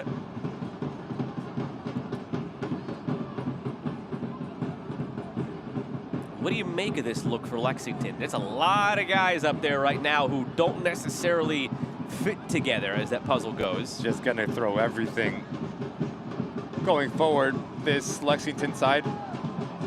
Here's Wilson. trying to search and create any sort of opportunity and cause some havoc going forward. And that's another example right there, Joe. Peter Wilson, yes, he gets carded here, but just the movement, the extra effort to run about 40 to 50 yards and just continue to apply pressure on Blake Ferry.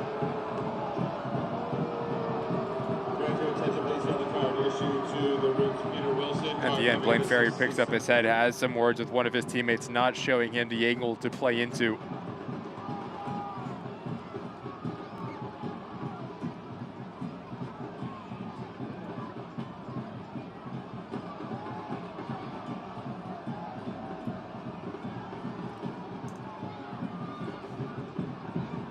Look at this setup right now for Lexington as Kai Green jogs over and will be replaced by Jurgen Dahm. You've got Marcus Epps, who's a winger or striker by trade. You've got Corey Burke and Forster Jago, who are a pair of nines for a team that doesn't typically play two strikers. Rodilio Rodriguez is a striker or a winger. Latif Blessing is a striker or a winger. Michael Arirokun is a striker or a winger. You're noticing a theme here. That is 5 guys, or rather 6 guys up top, just in that general area. See how it goes. Epps has come over to this right side now. Blessing is sort of playing on this side with him. You see the 2 big guys, Ajago and Burke, in the middle. Rodriguez is sort of playing under them, and Arirokun out wide on the left. It's kind of a 3-1-4-2 right now for Lexington, if that makes any sense. Burks heaves it on the long throw. And you have Blaine Ferry's that single pivot underneath Rodriguez and Latif Blessing. You're going to get the width from Marcus Epps and Adedokun on either side. And then you have the 2 big bodies in Forster Jago and Corey Burke leading the line. Different look for Terry Boss and Lexington, but one thing that they will have is numbers going forward. Gagi diving header clear.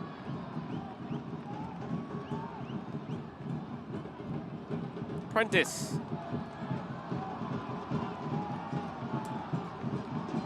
Yarahanga. Looking for Gomez. Good shoulder put in by Burks. Well done there from Kendall Burks, just to read the play and drop his shoulder, creating a little bit of contact to win that ball cleanly off of Danny Gomez. Still no score updates from anywhere else. Orange County and Indy are still tied at 1. Sacramento and Miami are still scoreless, so Bonfilio's not getting his 4 goals, as we talked about. And Peter Wilson is certainly the Golden Boot winner.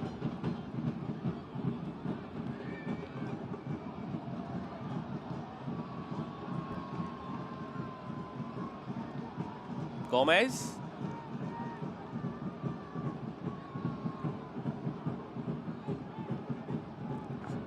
It's interesting when you look at the recent Golden Boot winners. Milan Alaski in 22, Albert Dequa in 23. Last year, Nick Markanek. Just look at those last 3, all guys who had previous exposure to and experience in USL Championship. It's usually somebody who's previously in the league who wins it, because there's so much nuance to this league, the travel, the opponents, the level of play, the style of play. It's rare to see a newcomer come in and win it in his first season in the league.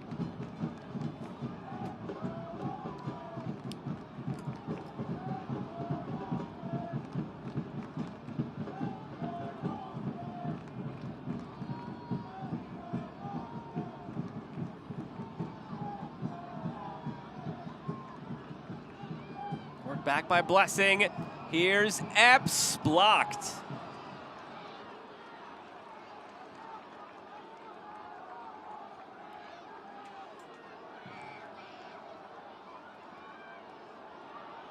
There's not much going on right now in the attacking third for Lexington, not linking up. Bridge will close at the 80th minute and remain closed to the end of the fireworks show. If you need to exit via the bridge to BART, please do so immediately before the 80th minute. The bridge will reopen after the fireworks show concludes. 9 minutes till BART Bridge closure. Terry Boss starting to pick up his intensity a little bit, although he's been intense from the jump tonight. Just starting to feel more and more of the pressure as the time just continues to drift away. Wilson streaking through, comes away with it. Peter Wilson keeps his footing, waits for some support. Wilson, Prentice, and cleared. Not fully away. Biarahanga! Right. Saved by Ketterer. Pardon me, it did just glance off the outside of the post and go wide. Goal kick. What technique this is from Biarahanga. Notice how square he keeps his body, his shoulder, hips over it, letting it come across his body, and it does look like there is a little bit of a touch from that angle. But actually the outside of that near post that kisses it wide. Phenomenal technique in that strike from Biarahanga.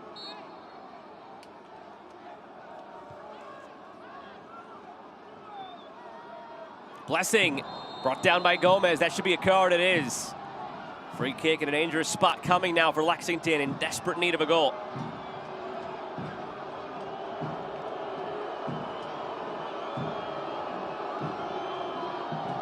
Clever from Latif Blessing. Not a lot of contact, but he feels anything, he goes down. And with the left foot of Blaine Ferry here can cause some massive concern from Spiegel with the amount of traffic that's going to crash towards his near post. The location to aim for that far post, but also the air to bypass this wall. Utmost importance for Blaine Ferry and Adedoku who stand over it.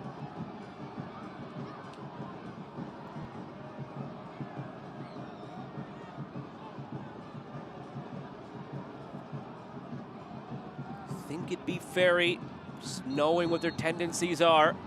It's Adedoku to the edge of the area and blocked. If that was a proper service, you would have expected Ferry, but something off the training ground that didn't pan out. You need more from this if you are Lexington. It's far too easy for the Roots to defend this, especially with the amount of time left with your season riding on it. You need to cause chaos in the attacking 18-yard box. You need to put this ball in a dangerous area. Whipped in, headed clear. That's been the story of the night for Lexington.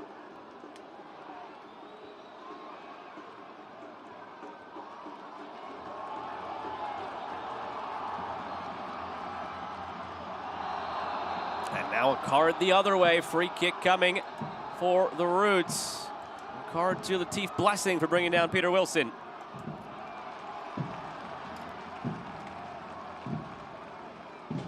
Yellow card issued to Lexington SC's number 30. Talk about the movement of Peter Wilson.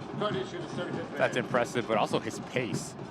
To stretch out his legs, running behind, force the issue. As Latif Blessing is late, denied a transitional moment and picks up a yellow card.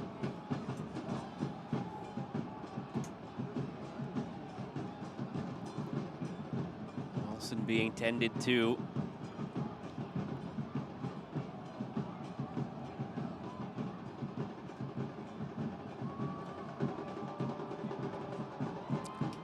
Look back again at the golden boot goal for Peter Wilson while he's helped to his feet back in the first half to clinch him that piece of hardware. Fantastic recognition of space from Peter Wilson as Hafferty gets pulled out, but it's just the quickness here.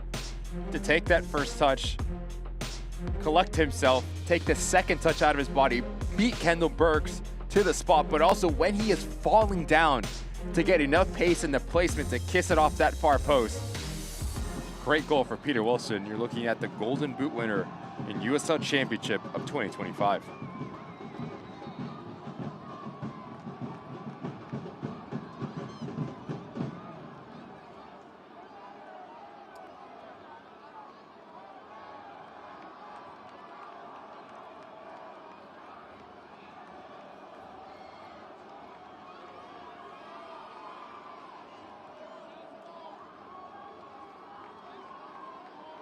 A second goal for the Oakland Roots would put Lexington's season on the ropes. To be fair, that season probably already is on the ropes.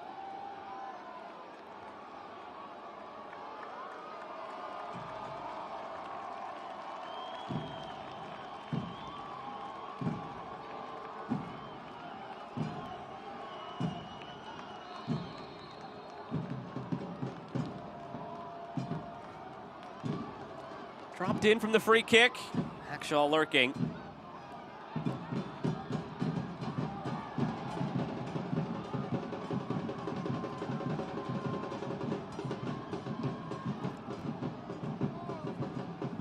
No other scores have changed.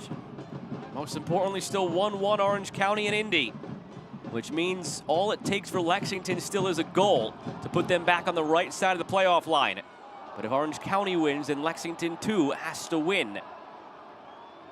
Back to that quick chat from a moment ago about Peter Wilson and how impressive it is that he is winning this Golden Boot in his first year in the league, and just that conversation about how the guys who typically score and succeed the most have experience in the league and they know about the league, the players. He is the first player in the modern era of this league, going back to 2011, to win the Golden Boot in his first league in the United States. I say United States because Dom Dwyer in 2013, another former member of the Oakland Roots, in 2013, Dom Dwyer won the Golden Boot, but he'd already had a couple of years playing in MLS. That was his first USL Championship season. So he technically won the Golden Boot in USL in his first year in the league, but he's from here, been here, played here. First player in league history, Peter Wilson, in his first year playing in the United States to win the Golden Boot. Throw the coaching change as well mid-season for Peter Wilson. A lot of adversity that has been his way. What a fantastic season he's had, not only physically, but also mentally, the ups and downs, the coaching change, the different style of play that we've seen for the Roots. Just so impressive what he's been able to do.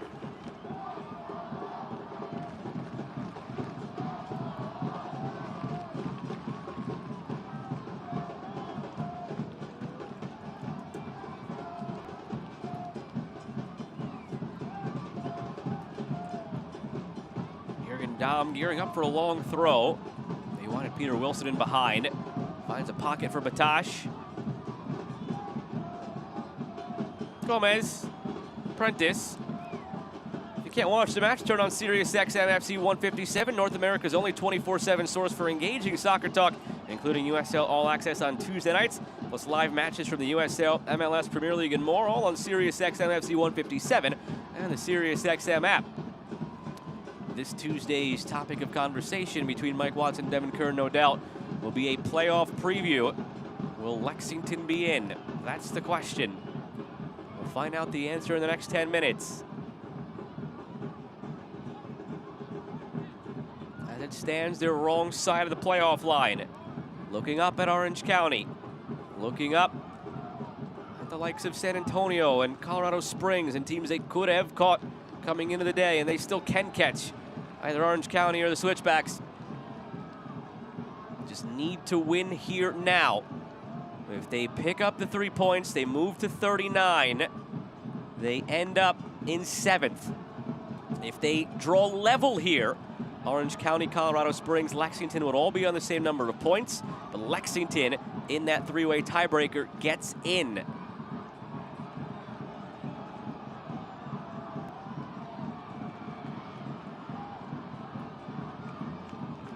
$10 to play.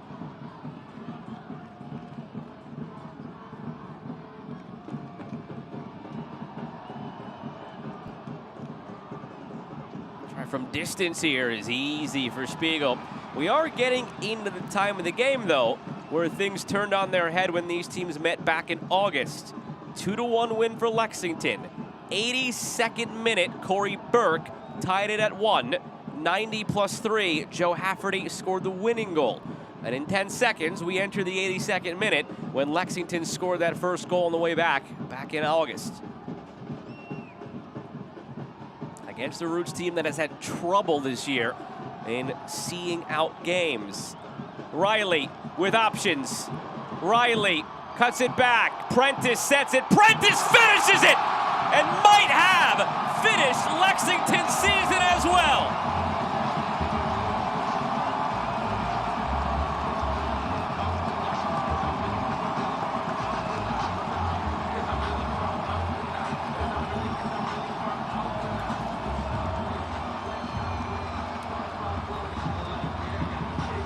Phenomenal goal for the Oakland Roots, and it starts with the movement of Camden Riley from his right back roll. And now as he picks up his head, he lets his play develop. Peter Wilson crashes towards that near post, pulls out Joe Hafferty, and that allows Wolfgang Prentice so much time and space, not only to collect himself, but have a cup of tea, take his first touch out of his body, also make coffee, and then ultimately find the back of the net. Good composure from Wolfgang Prentice and a phenomenal team goal for the Oakland Roots here. His 5th of the season. Could it be a death knell for Lexington? Now they need 2 goals in the next 8 minutes plus stoppage time to salvage their season. We spent time on it in the first half. Benny Feilhaber addressed it with the group. They wanted revenge. You don't often hear coaches and teams talk about that. Usually they'll downplay it, and maybe inside they'll feel that way, but would never outwardly mention it. It was clear from Benny Feilhaber, from this group of players, they wanted to end Lexington's season for the way that game went back in August. The Roots fully took accountability of how this season has gone. They know they could have been better. They know they could have done things differently. They know that their season didn't officially end with that loss to Lexington. But it started the spiral, and they remembered that. And that was their rallying cry this week. They pointed back to that game. That's where the spiral started. Now they could get revenge on Lexington, and here we are.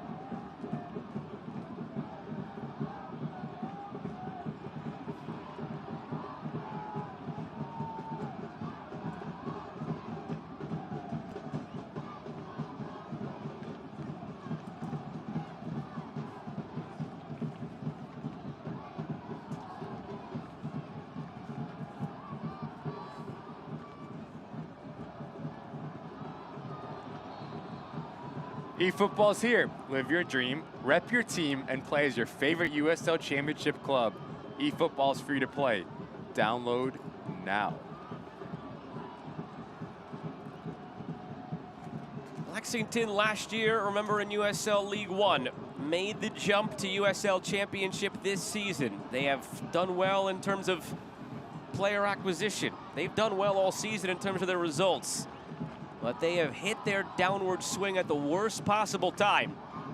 If this holds, they finish winless in their last 5, 4 of those being losses, 1 point picked up from their last 5 games. From the free kick, punched by Spiegel. And if you look at the standings, they'll miss out as it stands on the playoffs by 1 point. All you had to do in this last stretch of 5 games where they picked up 1 of a possible 15 was pick up 1 more point. Not 2 more, 1 more, because in the tiebreaker would have been in your favor.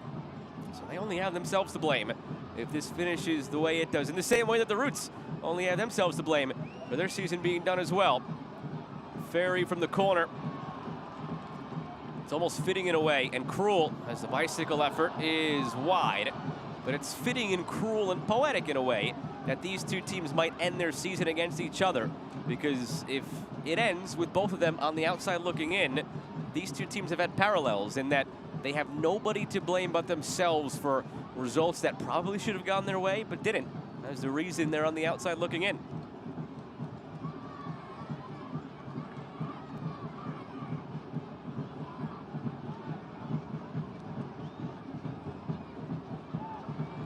For the Roots especially, you could play the what-if game all day long. The big one that sticks out, Spiegel heads it clear. But the big one that sticks out, their 3-0 lead on the road against Phoenix that finishes a 3-3 draw. Give them those 2 points back, you're sitting on 34. Now you're a win away from the playoff line. Take your pick as to which game you wanted it to be. They had a lead against Phoenix and lost 2-1. They had a lead against Lexington and lost 2-1. They had leads in games against Tulsa and Charleston and tied those games. The list goes on and on for this Roots team this year of opportunities squandered. You go back a couple of games ago, they're on the road in Vegas against arguably the bottom team in the league. They had a lead of 1-0 and 2-1 and tied that game. So only themselves to blame. But it's a what-if game that it's hard not to play. And it's a what-if game that perhaps the front office has to play. You weigh the results and the outcome of missing the playoffs versus the trajectory that Benny Feilhaber has had this team on and the growth it's displayed. Yellow to Hafferty. They have an interesting decision coming up, the Roots. It's also an opportunity for a lot of these players to learn and understand that no matter where you are in the season, every single point matters. If you have the ability to close out a game, you need to close out a game. This league in USL Championship is a ruthless, and we've seen that here in 2025 with how close and how much is on the line here at Decision Day.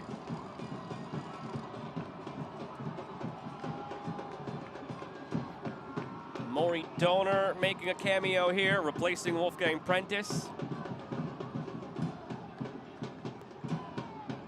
And also wager a shiny penny at some point that they pull off Peter Wilson here to get a very appropriate standing ovation. We'll see if Benny Feilhaber goes that route.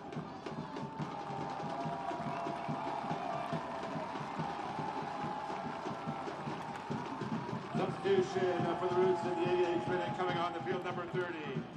Maury Donner, he replaces Wolfgang Prentice. We saw some emotion on the face of Wolfgang Prentice as he came off the field.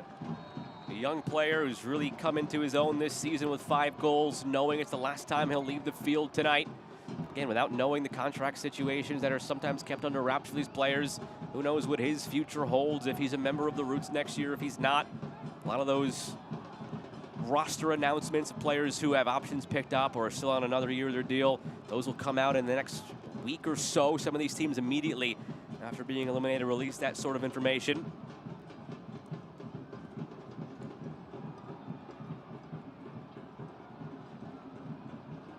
A season that Lexington thought would continue beyond tonight, with the result that went their way earlier of Colorado Springs losing to Tulsa.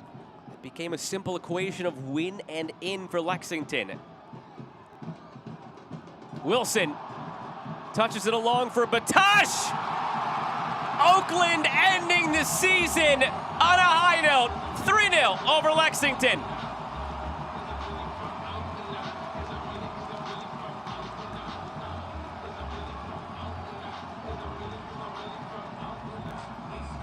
Good bit of interplay from Batash as he continues his run. Notice every single player in a blue jersey gets caught ball watching, and they all go towards Peter Wilson, allowing Batash acres of space to receive this ball.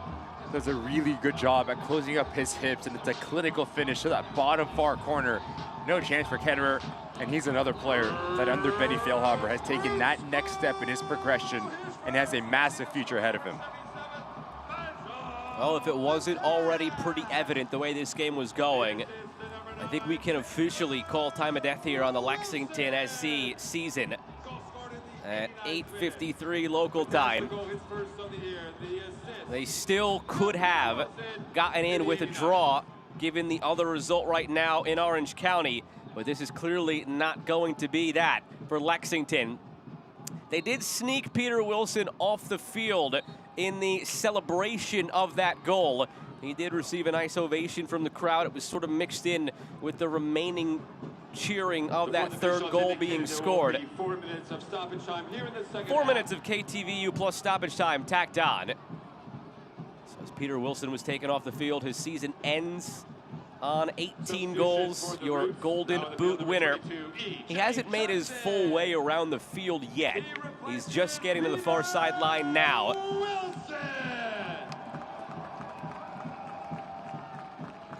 And he's gonna have to, he's gonna have to essentially do a victory lap here. All those fans that pay for the pitch side seats for the Roots are gonna have a chance now to greet him before he's no doubt greeted warmly by his teammates and his staff. It is essentially a lap of honor in a way, as he's won the Golden Boot. These fans all knew it coming in. Getting their money's worth, huh? Well, hey, if you want to start looking at 2026, deposits are on sale starting at just $51. You can visit oaklandrootssc.com/tickets or call 510-488-1144. You never know the opportunities that you get. Picture autograph with your favorite player.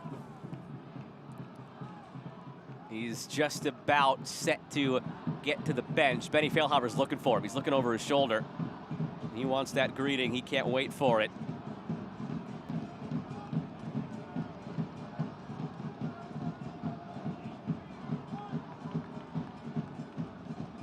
big hug right now between Benny Feilhaber and Peter Wilson, looking down at that embrace. It all started really after that statement was made by Benny Feilhaber when he pulled off Peter Wilson at halftime of that game against Phoenix in July. And here we are. Nobody would have ever thought this season would have ended with a golden boot for Peter Wilson. Least of all, Peter Wilson. We had that conversation when we had a chance to catch up this week, and he said, honestly, no, I don't think this was something we thought could have happened, especially given the headspace he was in after that Phoenix game, and yet here we are. Goes back to the conversation that we had and a bit deeper for Benny Feilhaber. A number 10 in his playing career, so he understood what made the striker in front of him tick, the type of service that he wanted, the type of balls that he wanted, where he wanted them, but more importantly, the ability to dig deep and kind of be relevant to Peter Wilson and say, look, I understand the frustration that you're going through, and press the human buttons to get the best out of Peter Wilson. So you have to give credit to Benny Feilhaber, again, to get the best not only of the player, but the human, and the result will follow.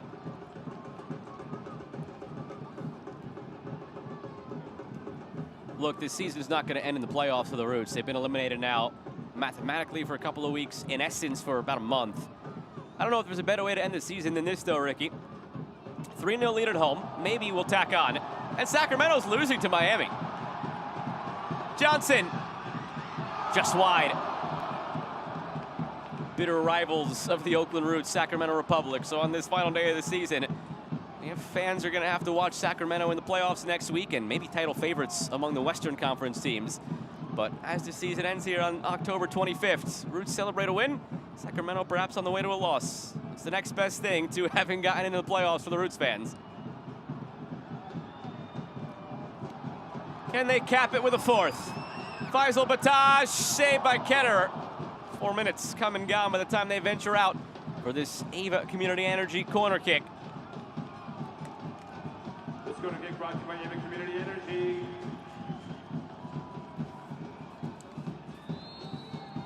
Final whistle goes. Oakland ends the season on a high note. Peter Wilson ends the season with the Golden Boot, and Lexington's season comes to an end as well. On a night where they needed to win to get in, they lay an egg, they lose 3-0, and it's the Roots celebrating. Difference of emotions. Terry Boss frustrated. Lexington just not enough bite, not enough ruthlessness in the final third on the other side. Benny Feilhaber and Peter Wilson. Happiness.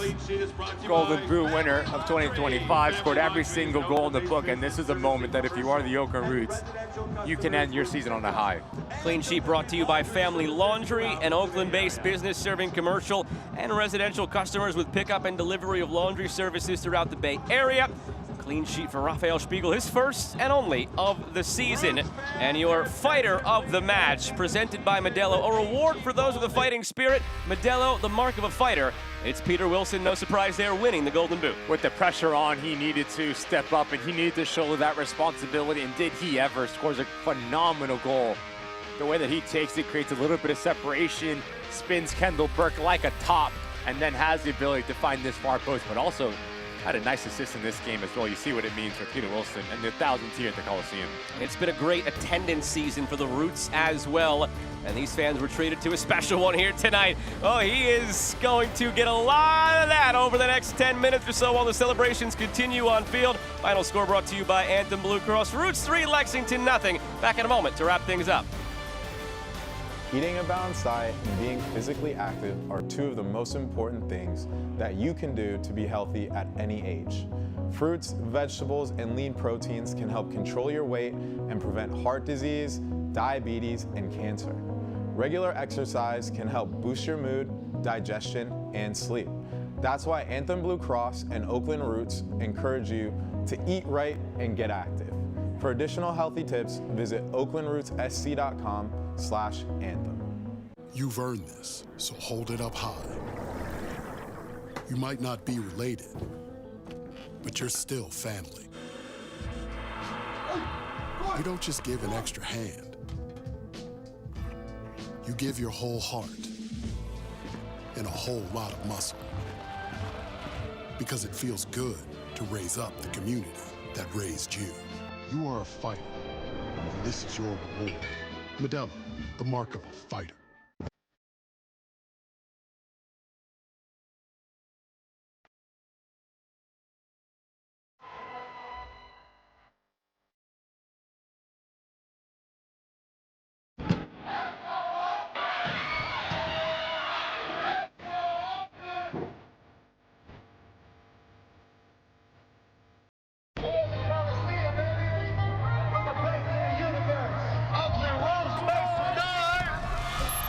O city by the bay, let hope renew.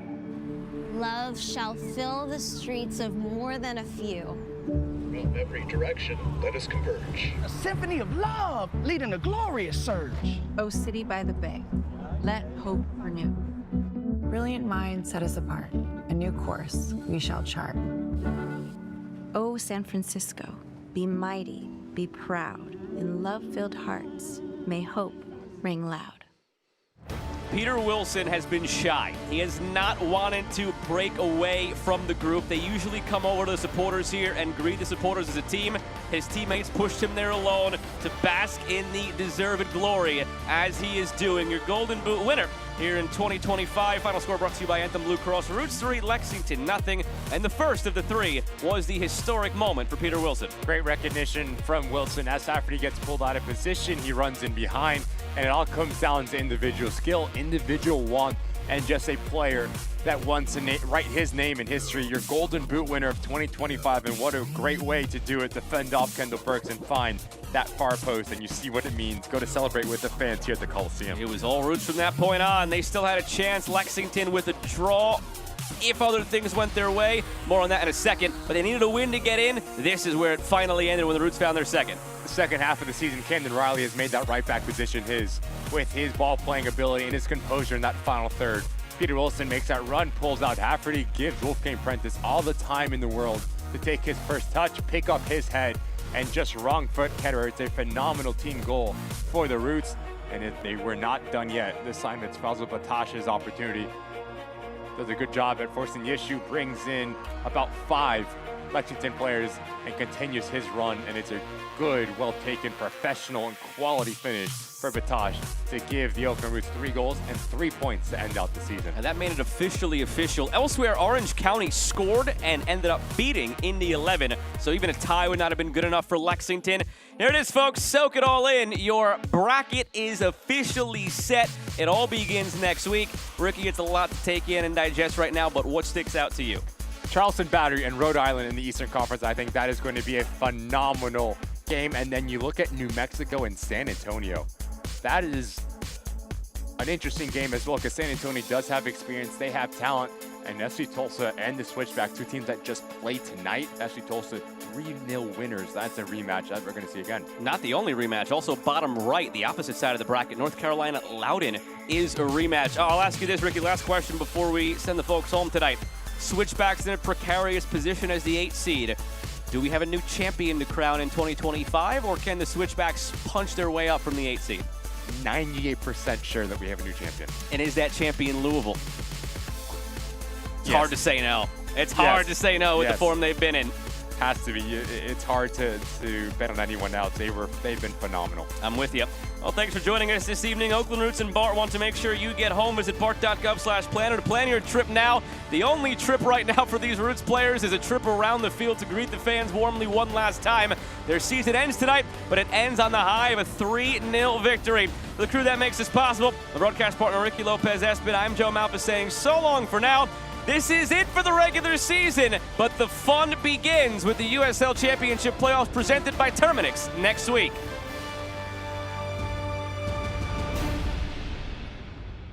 This copyrighted telecast of the United Soccer League cannot be retransmitted, rebroadcast, or reproduced without the express written consent of the United Soccer League.